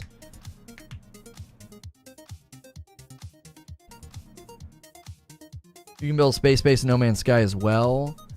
On the planets, yes, you can build a space base. You can do that in this, but it's very different. In this game, it's driven by RPG, character growth, and power. In No Man's Sky, it's rooted in survival, right? There are similarities between the games, but again, I was interacting with somebody saying that they're basically the same game. The difference is in the graphics. It's like, no.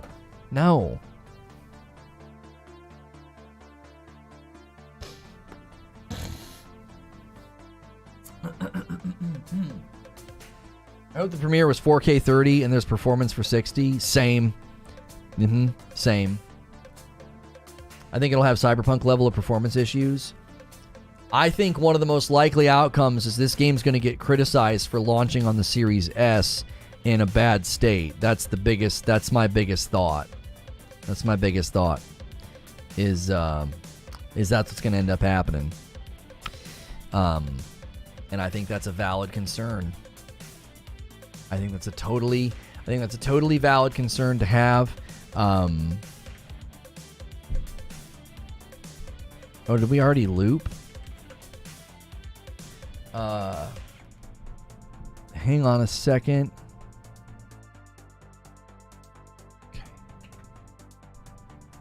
Okay. I got to get our Diablo 4 stream scheduled in the next 3 minutes so that people get the 30-minute noti.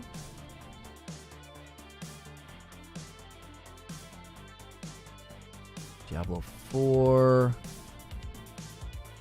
gaming news.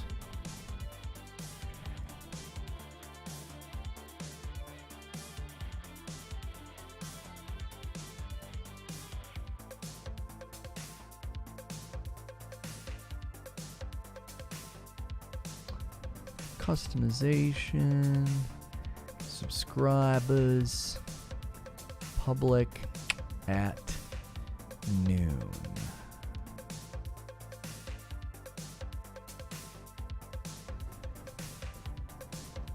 Ship combat looks exact same.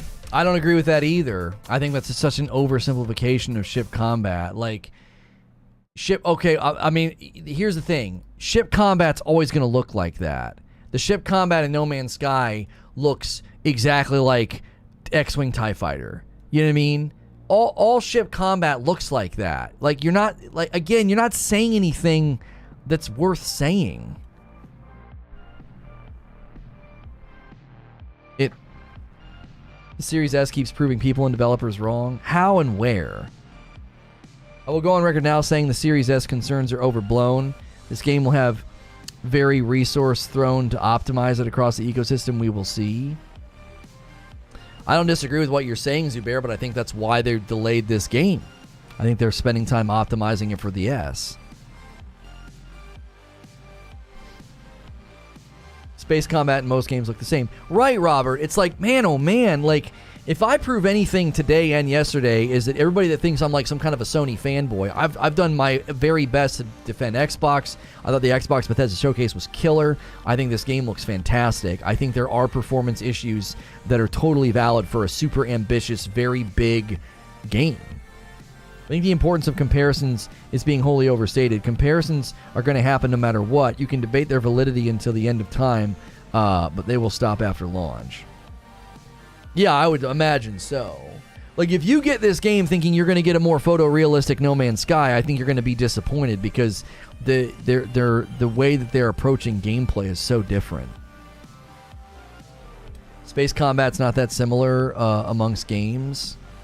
I think so. I played X-Wing TIE Fighter, and I remember playing No Man's Sky and having flashbacks of X-Wing TIE Fighter. Anytime I've ever played a space combat game, it's felt analogous or similar or whatever to the combat in No Man's Sky.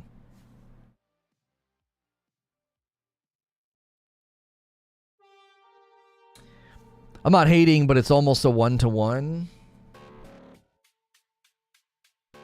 I see the similarities, but I also see the giant differences. I don't know how to explain it because here's part of the reason. I never enjoyed space combat in No Man's Sky until they added that auto fighting thing or whatever, the auto aim thing that they added. I always felt like No Man's Sky's space combat was bad. Now, some of that's because I never went for the small, agile ships. I always went for the big, like almost like a mid-level freight. Like I wanted like a freight ship, and so part of the reason I think this space combat looks dramatically different is because the space combat I've always experienced in No Man's Sky has felt pretty mid, pretty less than, pretty bleh, you know. I see the same functionality. Well, sure, you're a ship in 3D space shooting other ships, and it can't be, you know, hyper fast, crazy. It's not Star Trek and it's not Star Wars, so it's almost unavoidable that there's going to be similar. It's going to be similar to No Man's Sky. I don't know. Part of it was I didn't anticipate space combat in this game being good, and it's one of the stronger parts of this trailer. And I have always found No Man's Sky space combat to be mid and to be pretty bad. I just like boots on the ground combat in No Man's Sky. I think is bad. I think it's mid. I don't think it's the primary focus of the game. I always feel like it feels like crap. You probably have the same problem as me. When you move in first-person shooters, you have no reference point. When you turn, you feel like you're standing still. I don't think that's it. I don't think that was my issue. I don't know. When someone says it looks like No Man's Sky space combat, they're not wrong. Right. I'm not necessarily taking issue with people saying, oh, that looks like No Man's Sky. It's people saying it's No Man's Sky 2.0. It's people saying, go watch IGN's video. The only difference between these games is the graphics. Those were the statements I was gut checking extremely quickly. I'm like, well, no. Just no. Like, I don't agree.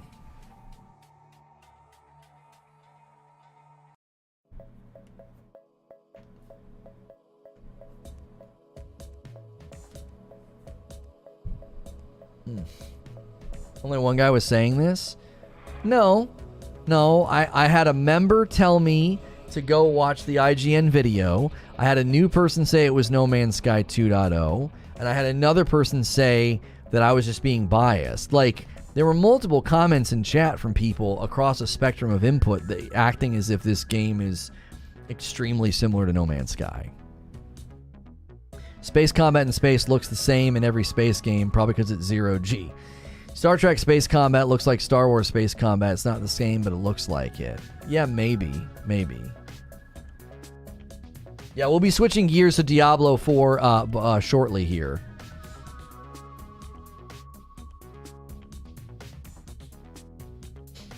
And then our Reforge radio show is going to be a little less news focused today, and it's going to be a little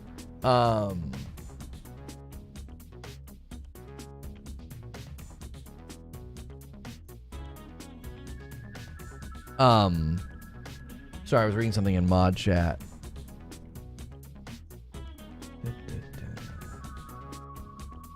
Yeah, Reforge Radio today will be a little less news focused. I'm going to do my reaction to the Xbox Bethesda Showcase and the PC gaming show. Kind of just like a rundown of the shows. We might even kind of show them and just speed fly through them. It's an opportunity, like, here we watch them and here we kind of co-stream them, and then radio can be a good place to kind of break them down and kind of react to them. So huge day for the channel, though. We jumped up and hit some sub milestones. We're on our way to 15.5. That's amazing. We hit 1,500 members, so I'll have to work out when we're going to do the steak with ketchup stream. That'll be a members only thing on like a Saturday probably. We can always count on criticism and cynicism from people who drive the cars but have zero clue how to build one or what goes under the hood. I hear people whining and saying that they just copied X. Inspiration's different from idea theft. Yeah, like, sure, if they took inspiration from No Man's Sky, yeah, but to act like they just copied No Man's Sky like it's the same game, it's just like, that's where I get off the merry-go-round. I'm like, no. And it's hilarious. The thing that's hilarious to me about all of this is that No Man's Sky has risen to that status in gaming. It went from being a game where they're like, no man lies, Sean Murray's a liar, Hello Games is a joke, I'm never going to give that game a second chance, and now people are like, this game just copied No Man's Sky, No Man's Sky's better, and it's like, oh, what a comeback story that is for No Man's Sky. A $5 tip from nobody, comparison's the thief of joy. I guess my issue self-inflicted, says Creature. When I heard them go on for months about being so ambitious and innovative, I guess I just expected them to go out of their way to avoid looking like other IPs. It's a silly thing in the grand scheme of things, but every time I watch it, I just see 6 other titles. It doesn't mean it's bad, it's just bad optics for me. And I think, Creature, you are in the dialogue funnel that so many people are in, and the dialogue funnel is, I can't believe video games look like video games. Like, at this point, I've been trying to tell people, we are at the ceiling.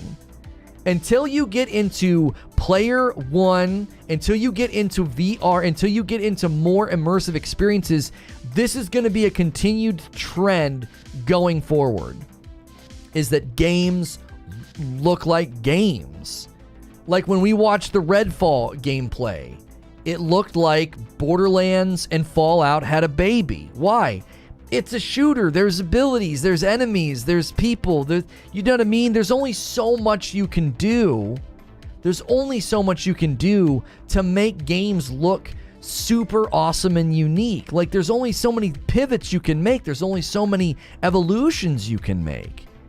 Even Diablo 4, which we're about to look at, is very much going to look like more Diablo, another dungeon crawler. And yet they're evolving it, they're deepening it, they're doing all these different things. So, like, for me, I think so many people are setting up expectations that, again, this comes back to the metamorphosis principle that I've outlined before. So many of us that are in that similar age bracket of, like, born in the 80s, grew up through all these major advancements in gaming, we expect new games to keep doing that. And it's like, no, like, eventually a game is going to be a game. It's like, well, no, it's setting out to give you this amazing experience, and it's going to be reminiscent and look like other games in certain aspects.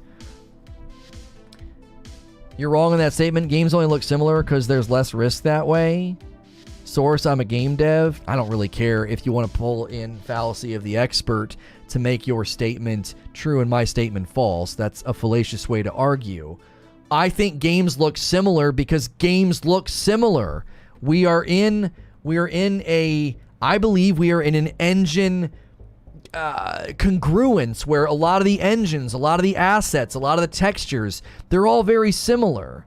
I've talked about this with photorealism. It's like the closer we push to photorealism, the more games are going to start to look like it's just another photorealistic game. Like, you can only make... Some of it does come down to art style, and we talked about this when we looked at Sonic Frontiers, okay? Some of it does come down to art style. Sonic Frontiers could certainly drift away from photorealism and really establish itself with a better art style that looks more like Sonic, right? Instead of just looking like a ton of other games, like they just dropped all these assets into like a big open world. A lot of games don't actually look similar. Look at indie games. Only AAA games are tripping over each other trying to look the same because it'll sell that way. Demonstrably false. No, that is demonstrably false. I could boot up 7 out of the 8 demos I downloaded from some of the indie showcases and prove you wrong. And be like, look how many games we looked at over the last couple of days that are pixel graphic side scrollers. You know, pixel art side scrollers. pixel art side-scroller rogues, and then we have pixel graphic Doom-inspired shooters, and then there's the action-adventure open-world games that look like just another fantasy title. Somewhat, maybe some of them looked inspired by Fortnite, some of them looked inspired by older games. Are you kidding me? I could literally prove you wrong. A bunch of the indie titles we looked at all had similarities. Like, how many games are you going to play before you realize that a lot of games look similar to, Hades, Diablo art style, or a lot of games look similar to, Blade Assault or Dead Cells or, Metroid. Like, how many times are we going to look at a side scroll and be like, well, that looks a lot like Ori and the Blind Forest? It's in indie games that you find the unique ones. Wisdom literature would tell us that there's nothing new under the sun, and I actually think that that's true. I think we're reaching a point where aesthetic differences and innovations in what games look like and play like, I think is going to be continually challenging. It's going to be super, super hard to be like, well, that game looks completely different. High on Life is a great example of a game that wowed everybody and looks completely different than other games, and yet there's similarities. It's so difficult. I'm telling you, this is a continual narrative that I continue to have with you guys. We are at a ceiling. And some of it is the metamorphosis principle. The first time you played GoldenEye is 1,000 years of difference from the first time you played Call of Duty, okay? And you associate those differences, those mind-blowing moments, you associate those with gaming. And so when we hear, oh my gosh, Starfield is ambitious and crazy and awesome, and then when it looks similar to No Man's Sky, Star Citizen, Fallout, there's elements in here that are very similar to Fallout. We think, yeah, I don't know. It just looks like another space RPG, How many times during Jeff Keighley's showcase did people say, here comes another space horror shooter, here comes another space horror game, and a lot of them looked similar. A lot of them felt similar. If you think about it, all first-person shooters look like Half-Life, which in turn looks like Quake, which in turn looks like Wolfenstein 3D, which in turn looks like Pong. I'm not talking about graphics, I'm talking about gameplay. I've never even played a game like Outer Wilds, for example. Yeah, even in gameplay, I just don't know where... That's the greatest challenge right now, I think. Innovation in appearance and innovation in gameplay. What the frick are you going to give people to do? Like, an innovation ceiling doesn't exist. I believe an innovation glass ceiling exists, and I think that we're at it right now. I think we can break through it, but I think it's there. I think there's a ceiling. I do. I think that we're going to see it broken through with augmented reality and virtual reality. I think that's the breakthrough, because you're just going to play another shooter. You're just going to play another open world RPG. You're just going to play another platformer. The graphics are just going to look better. Performance is going to get better. Size and scope of the game is going to get better.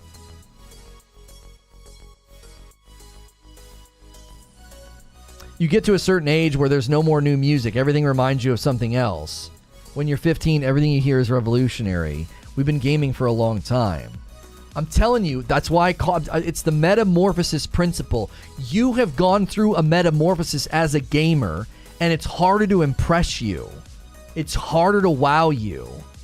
We are looking at some of the greatest, biggest, most grand games that have ever existed. These things, some of these games don't even exist yet. They're not even playable yet. If you think about the year 2022, rewind just 10 years and then rewind 10 more years. Like, I graduated in 2000. So 2002, the games I was playing back then compared to now, it's mind-blowing. We are literally on the precipice of some of the biggest and most impressive games, and we look at them and we shrug. We look at them and we shrug.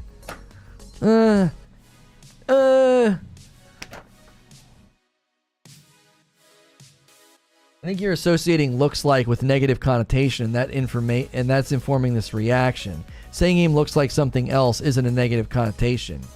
Now you're misrepresenting my position and my feedback and my response, Corey. Did you hear what Creature typed? And did you hear what I launched into this rant off of? Allow me to reread it since you've now repackaged my position falsely.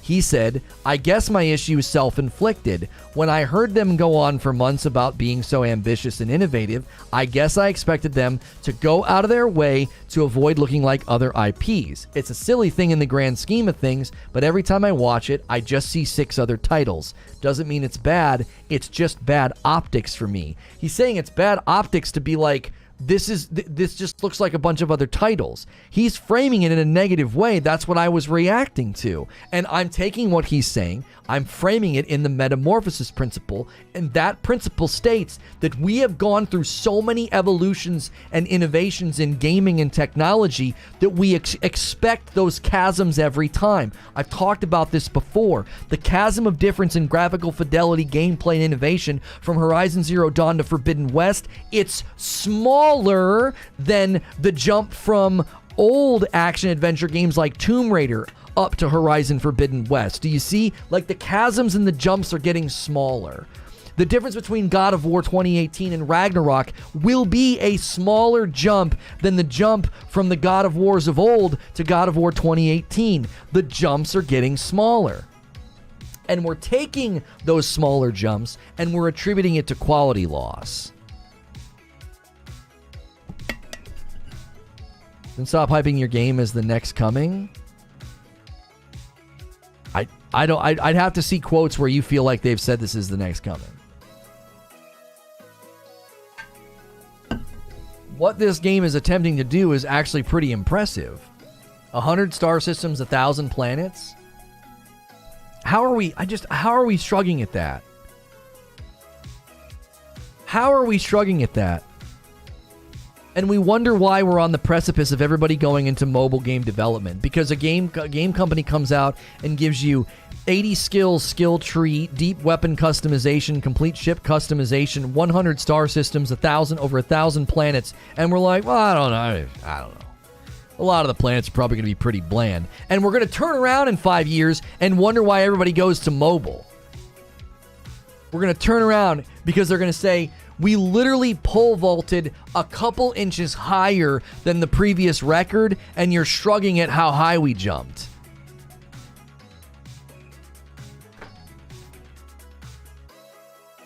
Can you imagine marketing department pitching a game with, it's a little better than the ones before? Yeah. It's another game. It's going to be pretty good. I think it just speaks to gamers who have been around a while, have a huge catalog of influence to pull from, just like music. It's easy to recognize influences, nods, and ripoffs the more you listen. Oh, yes. Yes. Yeah. Watch The Twilight Zone. Go back and watch original Twilight Zones and just see how many TV shows and movie concepts are just ripped right from The Twilight Zone or Hitchcock.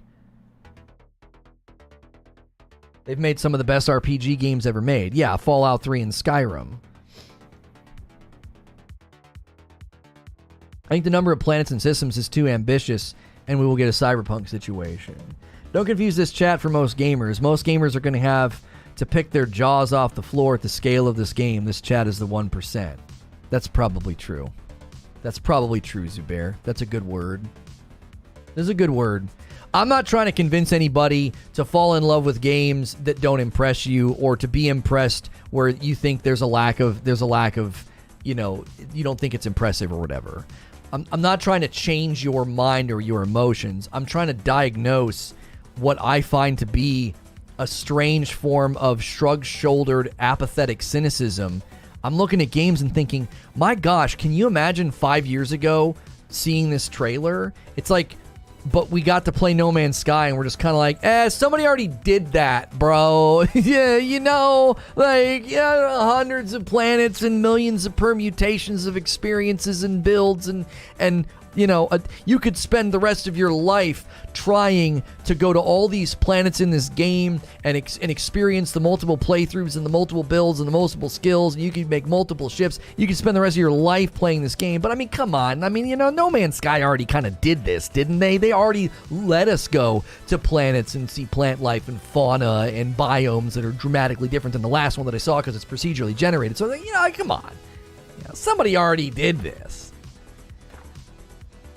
I do think it's impressive that if they get it to run well. I'm not impressed with the innovation because there isn't any. You know what? And I guess I'm okay with that. I guess I just sit in a different place. This harkens back to me being like, we need to be okay with good games when I defended Aliens Fireteam. A $2 tip from Insomniac back. How many more members still stake? We unlocked it today. Now we're like on our way to another emote unlock. We're on our way to 1,600 members, Insomniac. We're like 75 members away from another emote. Be okay with good from a new flagship? Yeah. I'm gonna be okay with good from another flagship. Yes.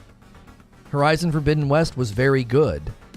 Horizon Forbidden West was not perfect. It wasn't excellence. It had pop-in, it had performance issues, it had gameplay problems. It had, I think, significant flaws in the way they tried to evolve the combat systems. I thought the storytelling was good, not great, and that's a flagship. Now, Returnal and Ratchet, I think, hit higher levels of excellence, but I honestly look at this game and I see a very, very solid, very, very good game, which actually I think makes for a very good flagship. We're not... Say no more, fam, says Insomniac Black. Thank you for the $2 tip. Oh my gosh. Insomniac Black just gifted 20 members. Guys, click allow gifts. Always good to see Prosy, and good to see the bot get shoved out of the chat with gifteds. Nice try, bot. It's Prosy, Jordan, Jared, Anthony, Ona, ZR, Liquid, Dominate, No Dig No Worries, Wuhan. That's 10 of the 20. And then we got Lore K, Joseph, Leo, Mark, Rupp, NDNS, Ali, Sam Soikos, Kaio, Ian, Tyler, Tinkle, Danny, Raphael. There it is. There's all 20. There's all 20. Hang on.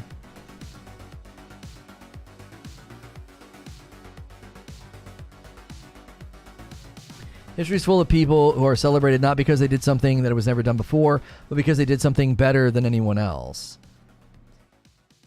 Right. Andrew. Let's see.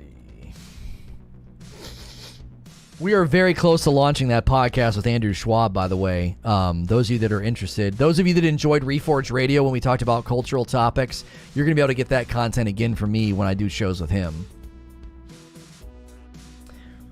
What did you mean by older people not being as impressed with graphical innovation as time goes on? You said it was something along the lines of a metamorphosis. Is that because it's more of a been there, done that thing for them? No, this is what it is, Table. This is what it is. As you've grown as a gamer, the leaps and bounds in innovation and graphical fidelity have been huge. Those leaps and bounds are getting smaller. And because they're getting smaller, you're less impressed. This game is absolutely beautiful. And a lot of people are shrugging at it. Why? Because the leaps and the bounds in graphical fidelity, lighting, shading, textures, all of that, the leaps are getting smaller. And I think it's creating, like, I'll call it shrugged shoulder syndrome. 3 S's. Insomniac gifted another 20 members. What the frick is happening? Colin got one. Mirlindy, Lee Brown, Vort, Ice Cold Cabbage, Boris, Finesseful, Lance, Rolly, Dustin. There's 10 of the 20. Riot Strigger, Keiki, or Keiki, Big Dog, Lika Leopard, Riley, Peter, Onyxian, Immortal Turtle, There's 2 that haven't been claimed yet. Millington, Design, 1 more. Guys, make sure and click Allow Gifts. Told you last week I was dropping you near 50 gifted. You deserve it, my guy. So generous. So freaking generous, bro. Unbelievably generous, you guys. Like, I honestly don't know what to say. I did not think. There it is. Sean grabbed 1. I don't know what to say. We got to shift gears to Diablo in a minute here. In just a minute. I don't know if you may have gotten us really close to the next emote unlock. We may be at almost at 1,600. 1,563. We're 37 away. Jiminy Christmas. How do you click Allow Gifts? Does it pop up? You click the green boxes at the top of the chat and say Allow Gifts, or in the chat itself, there should be a gray box that says Allow Gifts. E-Man did it. Hitting a 3-month milestone, renewing. Welcome back. It's funny you say that. I actually like Cyberpunk. I only encountered 3 or 4 bugs the whole time. I was amazed. It got so much hate. It fared a lot better on PC. It actually has like a 70-something% rating on PC. It was the console people that gave it its just hate because it deserved it. It shouldn't have launched on the old consoles at all. It ran like absolute utter garbage. Watch every morning while I work. Thanks, Insomniac. Guys, if you just got gifted a membership, that's plenty of gameplay. We need to shift gears to Diablo. But if you just got gifted a membership, do me a favor, okay? Do me a favor. Please get into the Discord. We do members-only content all throughout the week. We do members-only content all throughout the week, Thursday afternoons and Friday nights with my wife. And we really, really want to make sure that we see you. We really do. We don't. I'm not super thrilled with the way that members-only content doesn't really like hit your feeds. So you need to basically check the channel. You actually have to like bookmark my channel, check the channel, and that will ensure that you don't miss content. But being in the Discord will also ensure that you do not miss my content, okay? You won't miss my content if you're in the Discord. We ping the Discord with announcements, and that, I think, is a great way.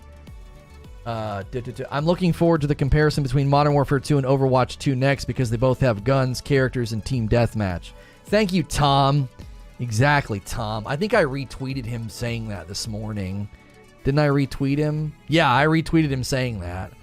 That's exactly right. Such utter nonsense. We always ping the Discord when we do members-only content. So again, the reason we've been stressing the Discord is for that reason. Let me get the tweet sent and everything ready for the next stream of doing Diablo gameplay breakdown. This is a problem, all right? Diablo looks incredible, and it's got me super worried. It's got me super worried for a handful of reasons. One of those being that I'm so worried about what Diablo Immortal is going to do Diablo 4. Diablo 4 gameplay. This is a problem. This is a problem, chat. Also, why did the Necromancer have to look like Marilyn Manson? New poll, Heinz hunts are generic. Oh, for the steak. Yeah, let me end that poll, by the way. Holy moly, 2,300 votes? What a poll. What a poll. Jeepers. Anyone like that new flight sim content? That Halo collaboration is dope. It is.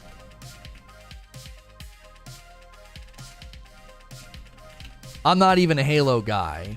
Like, I like playing Halo with you guys, but I'm not like a Halo guy, and I got excited. Yo, Insomniac gifted another 10 members as this stream comes to a close. Grab them quick.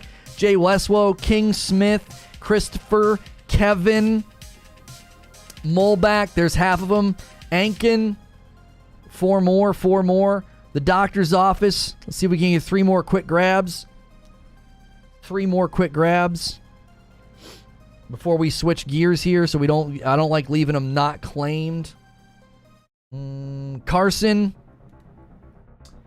KY Drino, and President-elect 4 doors more. Oh my gosh. Okay.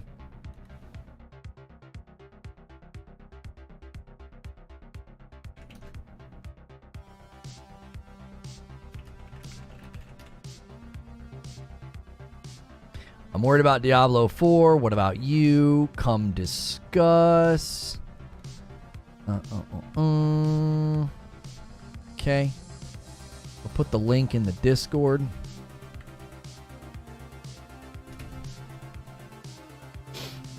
Okay. Okay, so this will redirect you. When we start the next stream, it will redirect you. But in case it doesn't work, I'm going to put a link in chat. Redirecting can be kind of wonky sometimes. I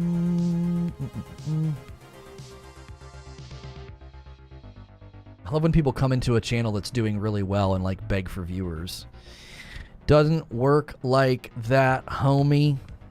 Okay.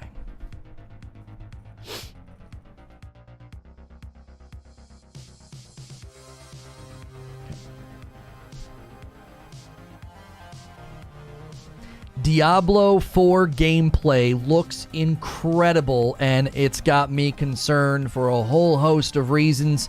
Diablo Immortal is one of those reasons. So we're going to be taking a look at the Diablo 4 gameplay. We'll be breaking it down, analyzing the different things that stood out, the good, the bad. I'm going to put my thoughts right here at the beginning of this video. I'm going to be talking about the good, the bad, and the future of Diablo 4 in light of everything that's been going on with Diablo Immortal. We did a stream this morning. It was huge. It was massive. Tons of support, breaking down the Starfield gameplay. I did the same thing. I talked about the good, the bad, and my concerns. I'm going to end that stream now and bring